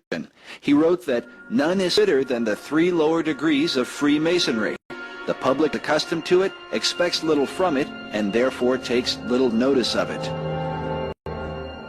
Weishaupt felt that Masonry was the easiest way to get a good Christian guy on the path of destruction, essentially, where you can have them take little baby steps on this path. It's a system they've been working on for thousands of years. They've really got it down. They know how to gradually, gently corrupt people from Christendom, first of all, to deism. Of course, deism is where, yes, God started the world, but then he took off, and he has no place in the affairs of men now. And so you don't have to worry about God, you don't have to worry about heaven and hell. You just kind of do your thing, and everything will be okay.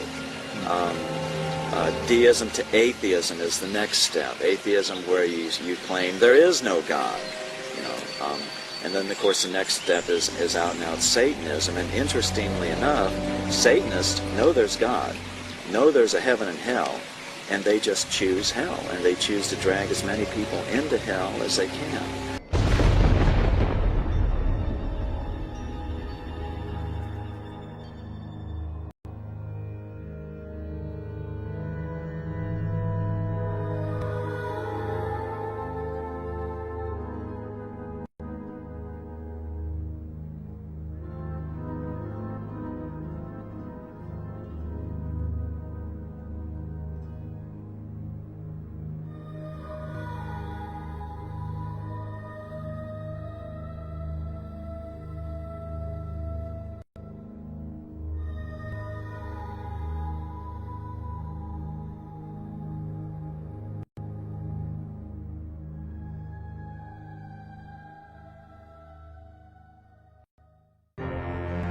The religion of Masonry, while often cloaked with Christian titles, is actually based upon the ancient mystery religion of Babylon and Egypt.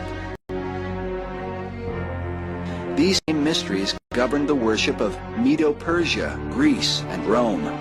The mysteries are often symbolized by the all-seeing eye, sometimes called the eye of God. But the God of Masonry is not the same as the God of the Bible. None was more adamant about this point than the man considered by many to be the most influential Mason of all time, Albert Pike.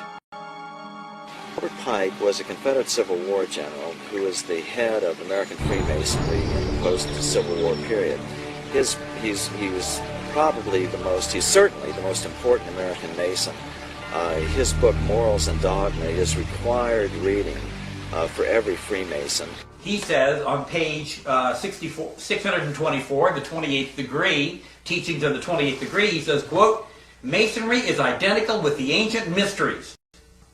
Okay? And then he goes on, he says, we reproduce the speculations of the philosophers, the Kabbalists, the mystiques, and the Gnostics, unquote. Well, these were all systems, religious systems, that worshipped Lucifer. Pike probably mistakenly reveals his true intent because he speaks of Lucifer frequently. When he says we are identical to all the mysteries, the mysteries were all brought under God's condemnation and destroyed at one point or another in history. From the Babylonian mysteries to the Egyptian mysteries to the peoples living in the land of Canaan. When the major reason God destroyed them, He ordered them to be killed, man and woman and child, as they were all worshiping Satan.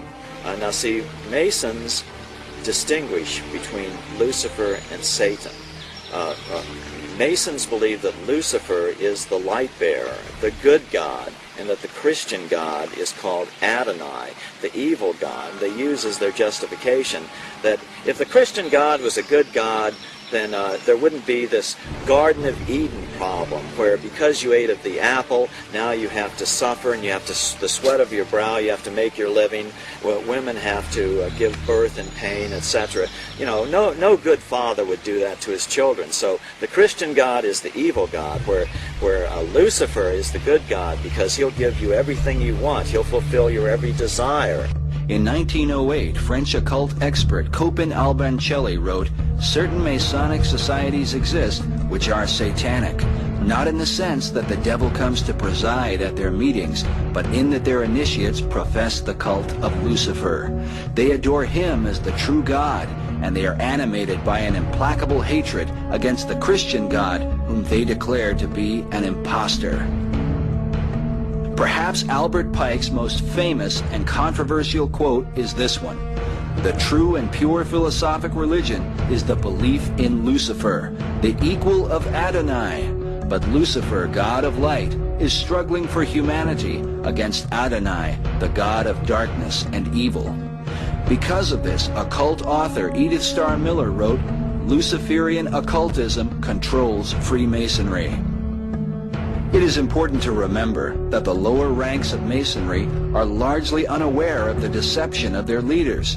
Master Mason Manly P. Hall, who said that when the Mason learns the mystery of his craft, the seething energies of Lucifer are in his hands, also made it clear that Freemasonry is a fraternity within a fraternity, an outer organization concealing an inner brotherhood of the elect. Meanwhile, Albert Pike wrote in his famous Morals and Dogma that symbols are displayed to the initiate, but he is intentionally misled by false interpretations. It is not intended that he shall understand them, but it is intended that he'll imagine that he shall understand them. Their whole goal with this philosophy is to teach all men and women that the only end of life is to seek the utmost pleasure and happiness that you can get out of it, because when you die there's nothing else. That's what they teach. That's what they want you to be. They don't want laws against sexual promiscuity. That's why they don't want families. That's why they don't want marriage. That's why they encourage homosexuality. There's a method to their madness. There's really not much method to yours. because you're operating from a place of ignorance. And until you change that, you're going to be bumbling around, bumping into each other, saying and doing the wrong things, not understanding the nature of your enemy. And if you don't understand the nature of your enemy and the weapons they use, you cannot fight that enemy. You can't fight the battle. You couldn't even be on the battlefield. That's why you're losing the war. And don't tell me you're not, because I'm in a place of great knowledge about who's winning and who's losing this war. And I can assure you, you're losing the war. Doesn't mean it can't be turned around. But it'll never be turned around until you learn what you need to know. The secret is simply the fact that certain of their members worship Lucifer, and that they keep that secret from the overwhelming majority of their own members, and certainly the public is never to know this fact if they can help it. And the evidence to support that conclusion is ample, but only to one who cares enough to look for it. The problem with most people is they don't care enough to look for anything. So why the secrecy? The secrecy is because, folks, the real secret of Mystery Babylon is how to control everyone else. And if they reveal these secrets, they won't have the control, for it'll be in the hands of everyone. That is the greatest secret of the secret societies. And I can tell you now that most of us have been living in fantasy land for all of our lives. We don't even know anything near what the truth of any matter is. We must begin an honest search. Now Osiris has as a symbol an eye, and that eye, of course, is the sun. And this eye represents the son of the underworld. Quote, the arcana, defined as being a secret or hidden knowledge of the ancient mysteries, were never revealed to the profane, defined as those not initiated into the inner mysteries, except through the media of symbols.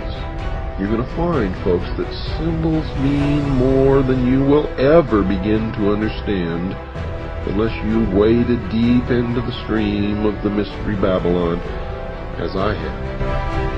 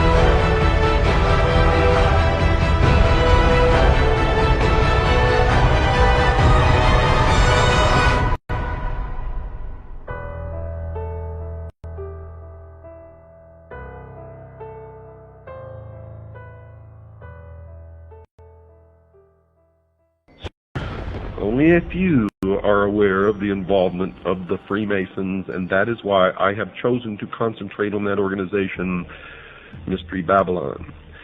And the reason I'm concentrating on that organization is because it is their members who have infiltrated the church and the educational field who control those other two organizations. So really there's only one organization that needs to be dealt with, and that is Freemasonry.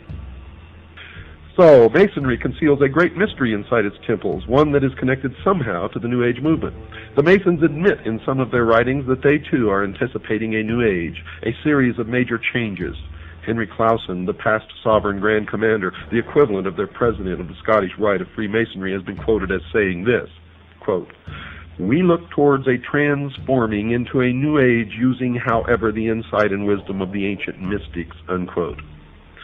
The Masons claim that the things that they believe in are as old as the ancient civilizations. They also claim that these mystics, the ancient philosophers, had the wisdom of all ages and that somehow this knowledge has become lost through the centuries. Humanity today does not possess this knowledge, but it has become the task of the Masons and other truth seekers who turn out in every case of investigation to be liars and deceivers and manipulators, to rediscover these principles for the benefit of all mankind. Those possessing this knowledge will correct the world's current problems. Some of the Masons also claim to have identified the cause of these problems. One of the most prolific writers on the subject of this lost truth, as I have mentioned earlier, is Manly P. Hall, a 33rd degree Mason. For those unfamiliar with the Masonic degrees, all Masons in America start through what is called the Blue Lodge, consisting of only 3 degrees. A Master Mason is of the 3rd degree and really knows nothing, even though he thinks that he has been illumined, and I get letters from them all the time. "I'm a Master Mason, and I've never heard of any of the stuff that you're talking about." Oh, boy. It amazes me, folks. It just absolutely amazes me that people are so stupid. It drives me wild. The initiate into the Blue Lodge goes through 3 separate and different initiation ceremonies, one for each degree. After completing these ceremonies, he may stay where he is or choose to affiliate himself with either the York Rite, which has 13 degrees, or the Scottish Rite, which has 32, and then the meritorious 33rd. The latter is divided into 2 separate jurisdictions, the southern and the northern. And these are based primarily on state borders, and whether one joins one or the other depends on where the initiate lives.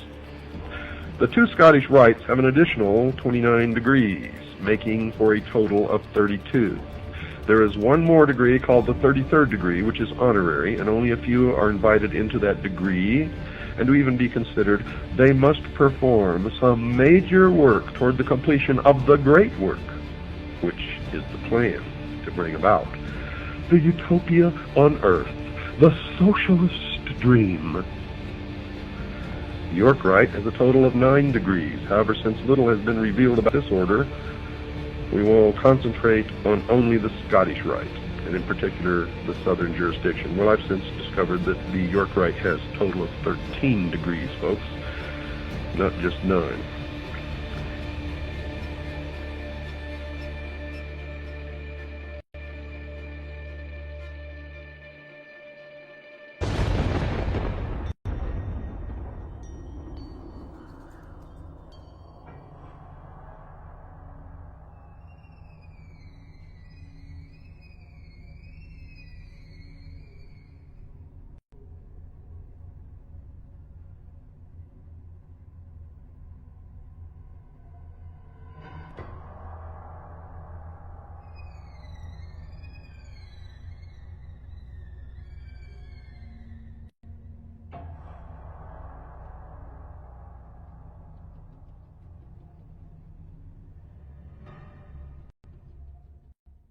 Killuminati was an organization created in Bavaria. A Freemason named Adam Weishaupt created the Illuminati as an inner circle of Freemasons. And he was very definitely taken by the period of the Enlightenment. He saw liberal democracy and liberal government, not liberal in the sense that we use it today in political talk, but liberal in the sense of giving rights and freedoms to the citizen, as an important way to improve the world. And his plan was to create this inner circle of Masons called the Illuminati, that means the enlightened ones, and that this inner circle of Freemasons would then spread out among Masonic lodges, and then the Masons in turn would see to it that their members were put in prominent positions in government, and that then the Illuminati's influence would enable the liberal democratic principles of the Enlightenment to be spread throughout the world. It had 3 ideals: separation of church and state, controls on the power of the state, and the emancipation of women. Three planks in their platform, if you will. Now, one could say that the Bavarian Illuminati won, because that, in effect, defines Western society. Because the Illuminati plan to change the world in many ways came to pass, some believe the order functioned through the revolutionary movements of the 18th, 19th, and 20th centuries. The cry for revolution around the world seems to have impacted all the countries of Europe and spread beyond to Russia, China, North Korea, and Cuba. But most controversial is the society's influence in America, something hinted at in the very date in which the Illuminati in Germany was founded. I think they were supposedly formed in 1776, the same year of the Declaration of Independence. And the Illuminati was established as an organization, you know. He says, no longer are we going to take the orders of the monarchs in 1776. Now that's a pretty important date, isn't it? Now, you made reference to 1776 and the Illuminati. Can you draw a line? I do associate the two because the language was so symbolic. It's too direct and too precise not to know that these people who envisioned such a new world were actually combined in the underground secret societies of Europe. Fire was an important symbol to the revolutionaries, who were determined to destroy the old world in preparation for the new. As one of them declared, with a match, one does not lift up the world, one burns it. Weishaupt's Bavarian Illuminati sparked the flame of the revolutionary faith, but some researchers believe that, at some point, their flame was put out. They lasted about 10 years. Now, what lasted for centuries after them was the rumor and reputation that there is a secret inner circle of Freemasons that are plotting to take over the world. John Robison in Scotland wrote a book, Proofs of a Conspiracy, where he talks about how the Illuminati are trying to take over Masonic lodges, and Masonic lodges are trying to take over the world. But the American lodges, by and large, externally, we know, did not accept that because it wasn't needed. However, it doesn't mean that there weren't lodges within the United States that did. You had to have had some Freemasons that were members of the Illuminati, but were they in control of any lodges? Don't think so, because it would be against the law. In the lower levels, they could talk all they wanted about it, but to get together as a group, as a function, as Freemasons, they couldn't. There was an Illuminati scare. How frightening is this? We've always known there was a Masonic lodge down the street. Could they be infiltrated by the Illuminati? Are they secretly trying to take over our government? All of this is foolishness. The Illuminati went out of business after about 10 years. They never spread beyond, much beyond Bavaria, certainly never to the United States. It's logical to some that Weishaupt's organization was disbanded by 1786, after it had been discovered and outlawed by the Bavarian government the year before.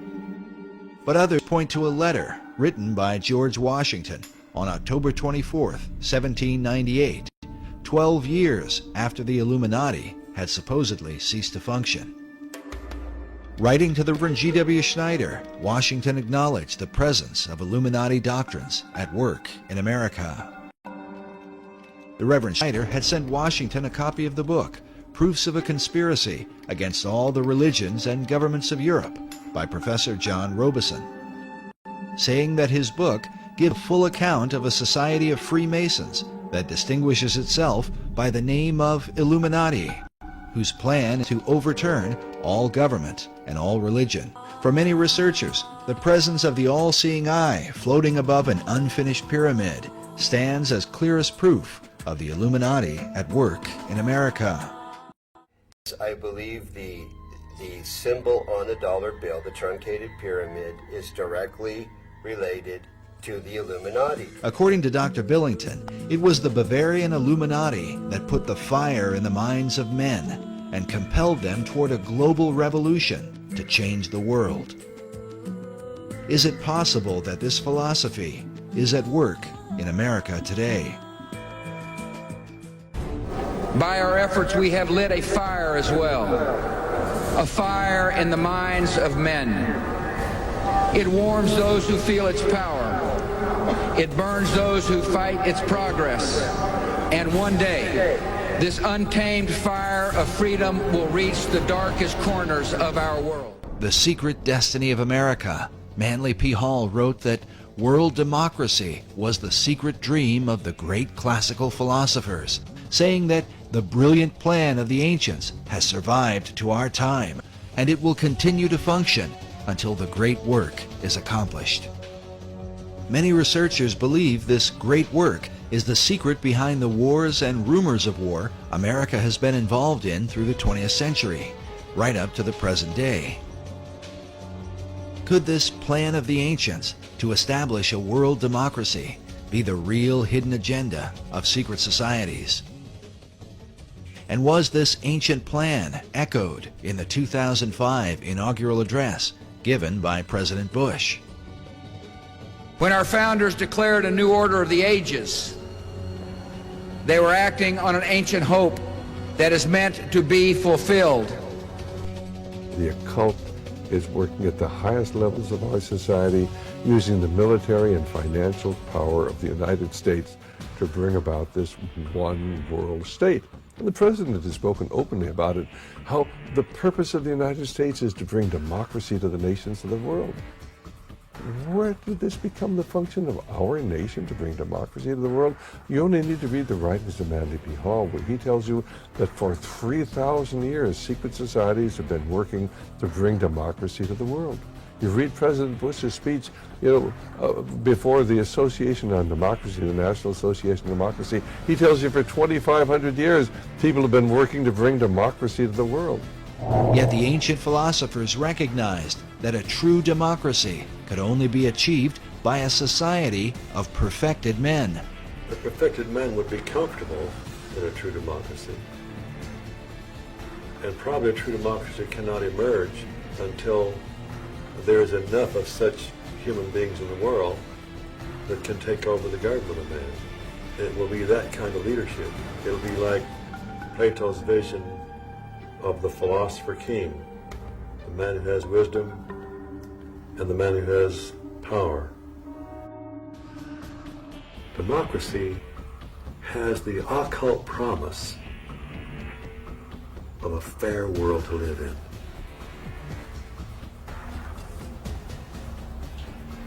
Now, you mentioned the occult promise. How would you define a term like that for an audience who's...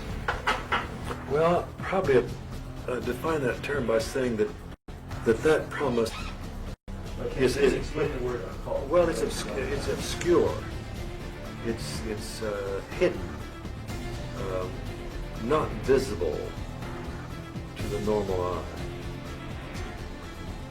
So an occult promise is something that is inherent, but only visible to those who have that inner vision. So a fair world is a kind of occult promise at the heart of democracy. But is this occult promise part of America's Christian heritage? And if not, could this account for why the many symbols that adorn America's capital city come not from the Bible, but from the ancient mystery religion? And if America were really, truly a Christian nation, what would all of these mythological characters be in our city? Certainly the Christian influence was very strong. From the Christian point of view, we were formed as a Christian nation. But from the occultist point of view, and those associated with astrology and the ancient mystery religions, America was, of course, and Washington, D.C. was to represent their position. So you've had the two forces, in America ever since its formation. While it seems that most of America's leaders have upheld Christian ideals, their reason for doing so is often questioned. If they were Christians, why would they erect monuments to pagan gods and goddesses? And if they were pagans, why confess to Christian ideals? Manly Hall suggests the reason may have been one of self-preservation. He argues that because of the persecutions of organized religion in the Old World, the secret societies employed even greater methods of secrecy to protect their occult philosophies, making themselves sound as though their beliefs had to do with Christianity, which was the dominant belief in Europe, and eventually America. He says the pagan intellectuals reclothed their original ideas in a garment of Christian phraseology, but bestowed the keys of the symbolism only upon those duly initiated and bound to secrecy. It is for this reason that all secret societies have an initiation process whereby members are bound by blood oaths not to reveal the secrets of the order. A chief factor that contributes to confusion about the beliefs of America's founders is the presence of Rosicrucianism. The Rosicrucians are a mystical, arcane society that played a major role in the development of Freemasonry. The rose and cross, which symbolize the society, are also the source of its confusion. The rose is the symbol of secrecy and represents the pagan mystery religions, while the cross symbolizes Christianity. Rosicrucianism is when the two are combined. Because of this, one can begin to understand how a man like Charles Thompson could be famous for his English translation of the Old and New Testaments, and at the same time approved the design of the Great Seal for the United States with the all-seeing eye of Horus floating over an Egyptian pyramid. A Rosicrucian influence can be clearly seen in some of America's symbols. For example, this image of a pelican feeding her young appears in Manly Hall's Secret Teachings of All Ages and is very common to Rosicrucianism and Freemasonry. Now notice the Great Seal for the state of Louisiana. This particular replica is found inside the inner corridors of the U.S. Capitol. The Temple Church in London is a well-known Knight Templar church. Here we can see that the Golden Rosy Cross can be traced back to the mysterious knights. Now, notice the art surrounding the shrine. How a series of squares are shown with red and golden roses in the midst. The shrine opposite has a variation of the same design. Now consider this same pattern as it appears throughout the interior of the state capitol.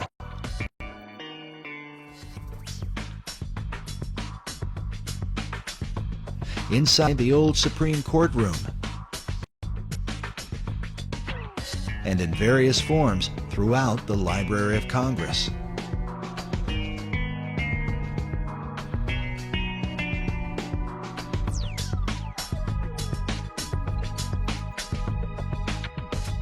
Sir Francis Bacon became the chief of the Rosicrucians in England. His famous saying, "Knowledge is power," is found written inside the Library of Congress, while a statue of Bacon can be seen on the upper level. Elsewhere in the main library is a Baconian passage from his collection of essays. It reads, "The inquiry, knowledge, and belief of truth is the sovereign good of human nature." This saying is found over a statue representing philosophy. Could this be an indication that Baconian philosophy governs the New World concept? Was one of the most prominent 19th century Freemasons. He joined the fraternity, I believe, in 1859, just before the Civil War. He was a scholar of ancient languages, was very familiar with what we would call comparative religion today, and he was given the task by the Supreme Council for the Southern Jurisdiction to rewrite their rituals. And this he did just before the Civil War, and then after the Civil War, He was elected Grand Commander of the Southern Jurisdiction, and he served in that position until his death in, I think, 1891. Grand Commander for the Southern Jurisdiction, which is based in Washington, D.C. To the Scottish Rite is his book, Morals and Dogma of the Ancient and Accepted Scottish Rite of Freemasonry. On the page it reads, Esoteric Book for Scottish Rite use only, to be returned upon withdrawal or death of recipient. It's given Masons after they've gone through a series of stuff, then they're given a copy of Our Pike's book. Pike declared that the true definition of Freemasonry is an advance toward the light.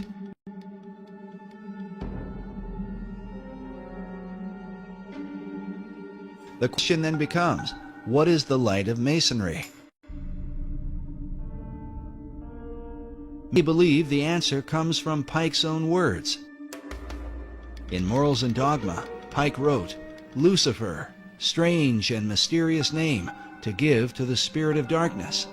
Is it he who bears the light? Doubt it not.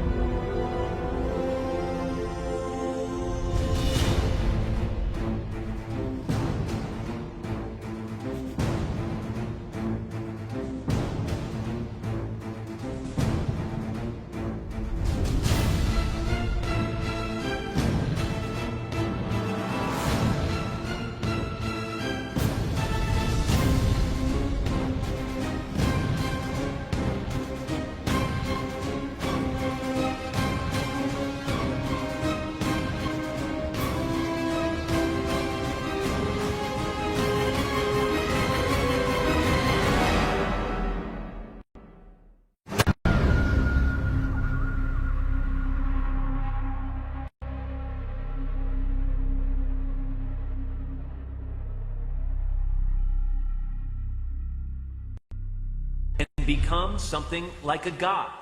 You might be surprised to learn the founders had a similar idea. There is a painting in the Capitol. Yes. Tell me about it. Well, it's a painting that I was shocked to find was there. I said there is a painting called The Apotheosis of Washington. Apotheosis meaning the God-making of Washington. George Washington becoming a god. It seemed almost irreverential. It was like, how can a man become a god? But it really, to my eye, and to other historians' eye, catches this concept of the power of man. Again, can you imagine anyone putting forth that notion of politicians as gods? Right. Here we are in the 21st century. Well, you'd be run out of town. You'd be run out of town. There was a statue of George Washington that sat in the Capitol.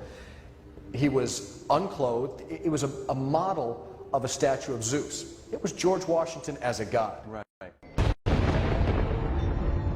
In Scientology, we believe that anybody's abilities are potentially godlike. I believe in God. How, describe God? Wow. Well, I would say for me, it's a really personal question. Well, it is, and you don't have to answer it. It's we can move on if you don't want to answer it. It's entirely up to you. Yeah.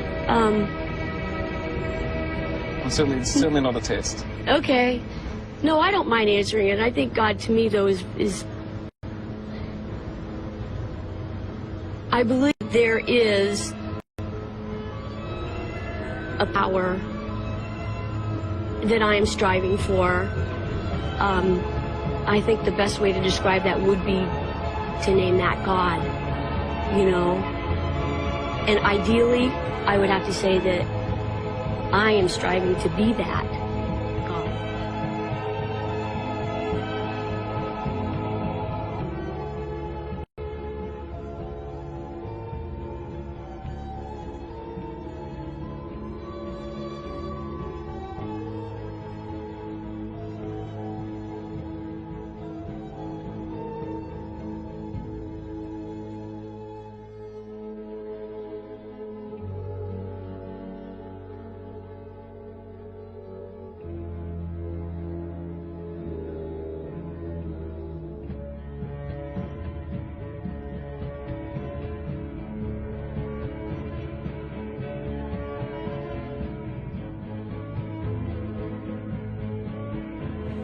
I know for a fact that there's definitely people that believe in Satan and worship Satan, you know what I mean?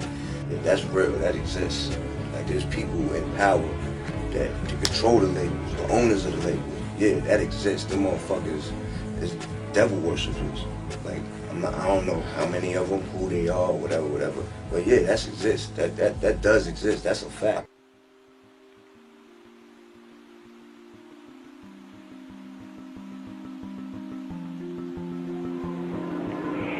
You always know. We always know which is the right way and which is the bad way. The bad way sometimes feels better, so we may choose that way and justify it by rationalization in order to make ourselves feel better about the bad that we did. Isn't that the way we all do things? Even if we do something wrong and we know we're doing something wrong, don't we attempt to rationalize it in our own mind and to our friends to justify what we're doing? So I believe it's a great fallacy to set out to brand those whom we disagree with as being evil people. The result of their actions we may perceive to be evil. We may perceive it to be bad. But I guarantee you those people don't see it that way. You see, nobody gets up in the morning and sets out to do evil. Nobody consciously does that. I've never met any person in my entire life who said, I'm evil, I'm going to do evil things, I like to do evil things, I want to do evil things. They don't exist, in my knowledge. And when we present ourselves to them in that light, we're good and they're evil, do you think we have a chance of getting them to listen to us? Not on your life. It's not going to happen. So I think we have to change the way we talk. We have to talk to them in a different manner.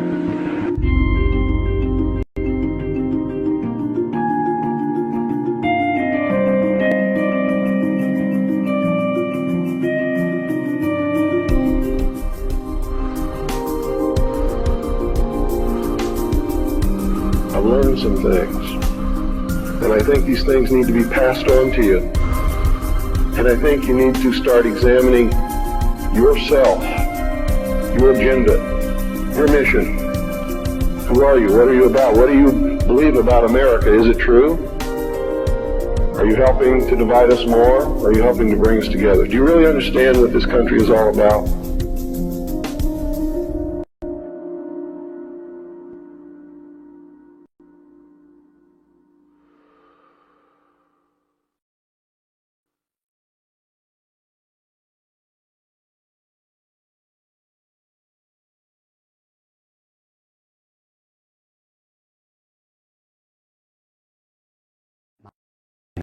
Made a very interesting and profound statement.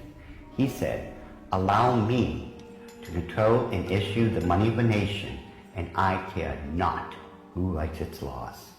And he was right. Meyer Amschel Rothschild is called the founding father of international finance. In 2005, Forbes magazine ranked him 7th on their list of the 20 most influential businessmen of all time. This happened back in 1776, and this was during May 1st and shortly thereafter. The significance behind that is that on May 1st, 1776, Dr. Adam Weishaupt, who was a devout Jesuit priest, who was given the chair of the professorship of religious studies at Ingolstadt University, was approached by Meyer Amschel Bauer, who would later change his last name to Rothschild, along with 12 of his most financially influential friends. They knew Weishaupt at that particular time was not only a genius when it came to the occult world, but Weishaupt also had an axe to grind, because it was the Catholic Church that just recently defrocked him. He was no longer a Jesuit priest, and he was going to send a message to them, to the monarchies of Europe, and to all other people who would try to have their will over his. What Rothschild and Weishaupt came up with was a plan to destroy the old world system of government through monarchies and the church, and to set up a new world order in its place. This is said to be the great plan of all the secret societies. So what happened? Maya Angelou approached Weishaupt and basically told him, we know you've got the occult knowledge and genius, put it all together. We've got the money. You do it, we'll back it. Just paraphrase what really happened. So in 1773, Weishaupt started creating what had never been created before. The idea of Illuminism had always been around, ever since the days of Babylon, with the co-founders of being that Nimrod and Semiramis. But no one had ever been able to actualize it. However, May 1st, 1776, the Order of the Illuminati had become a reality under the auspices of Dr. Adam Weishaupt. Now, like other nations, orders, countries and such, they have their two great seals. The Order of the Illuminati does.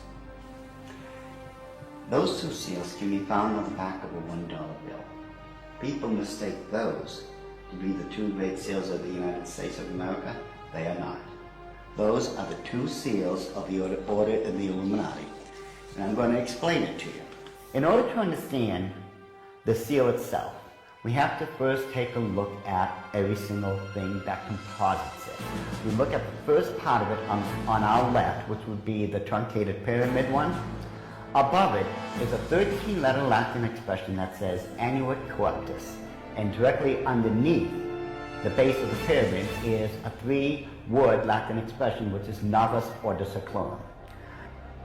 If you were to look up the word, let's say, work, in the English dictionary, you're going to find at least 50 different meanings for it. It is the same thing in Latin. Different words have different meanings. They have more than one meaning.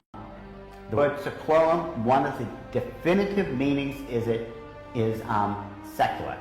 Something that is secular is of the world. So it is proper, very proper, to translate the bottom as New World Order, the Novus Ordo Seclorum. The whole of it is saying, announcing the birth of a new world order. This would be Dr. Adam Weishaupt himself, the very first head of the Order of the Illuminati. It was Weishaupt who had himself come up with a 7-part plan to create what he called the Novus Ordo Seclorum, or the New World Order. This is the person responsible for it. The interesting thing about the front of the dollar bill is that there are 4 huge ones. There is one in every single corner. Now if we look at every single one of them, they each have an oval around it, except for the top right-hand one. Now if we look at this blow-up version of it, you will find there's no oval. This is a shield that is surrounding the one. Now, the reason there's a shield here is because this is very similar to the original shield that was given to the Rothschild family when Baron Maya Angelou Rothschild had become knighted in England and received the lordship. If we look across the top of this shield, all the way to the left-hand side, it drops down and forms a crescent moon. It's a crescent moon because it represents the female goddess in the occult world. At the bottom of that shield, of that lunar moon, you will see the owl. And it's very obvious, once you take a good look at that part of the crescent moon, and it is the same Illuminati owl that is being worshipped at the Bohemian Grove in California by those members of the Bohemian Grove, where presidents, premiers, kings and queens and heads of nations throughout this world have met. You can tell just by looking at this photo, that is a 40-foot owl. It is made out of oak, and that the worshippers are surrounding that fire pit around that altar, which is easily reflected in the lake around them. This is definitely the hour of the Illuminati. Lift up your heads, O ye trees, and be ye lifted up, ye everlasting spires. For behold, here is Bohemia's shrine, and holy are the pillars of this house.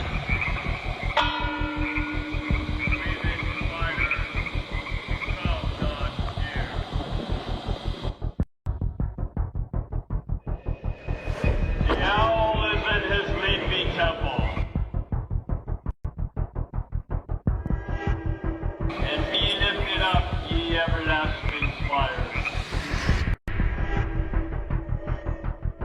And holy are the pillars of this house. Breathing fire from God's air.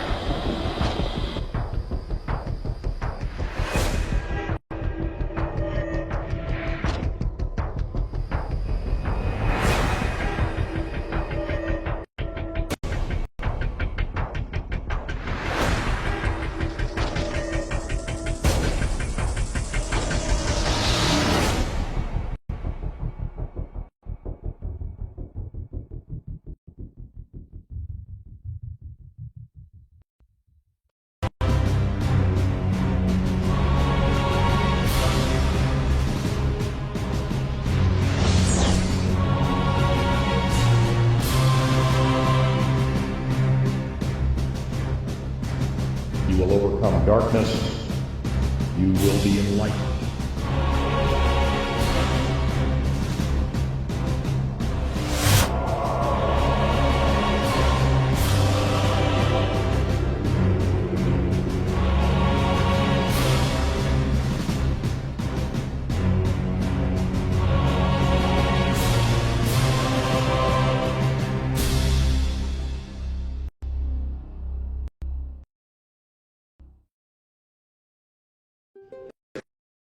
Of historical distortion to find original truth.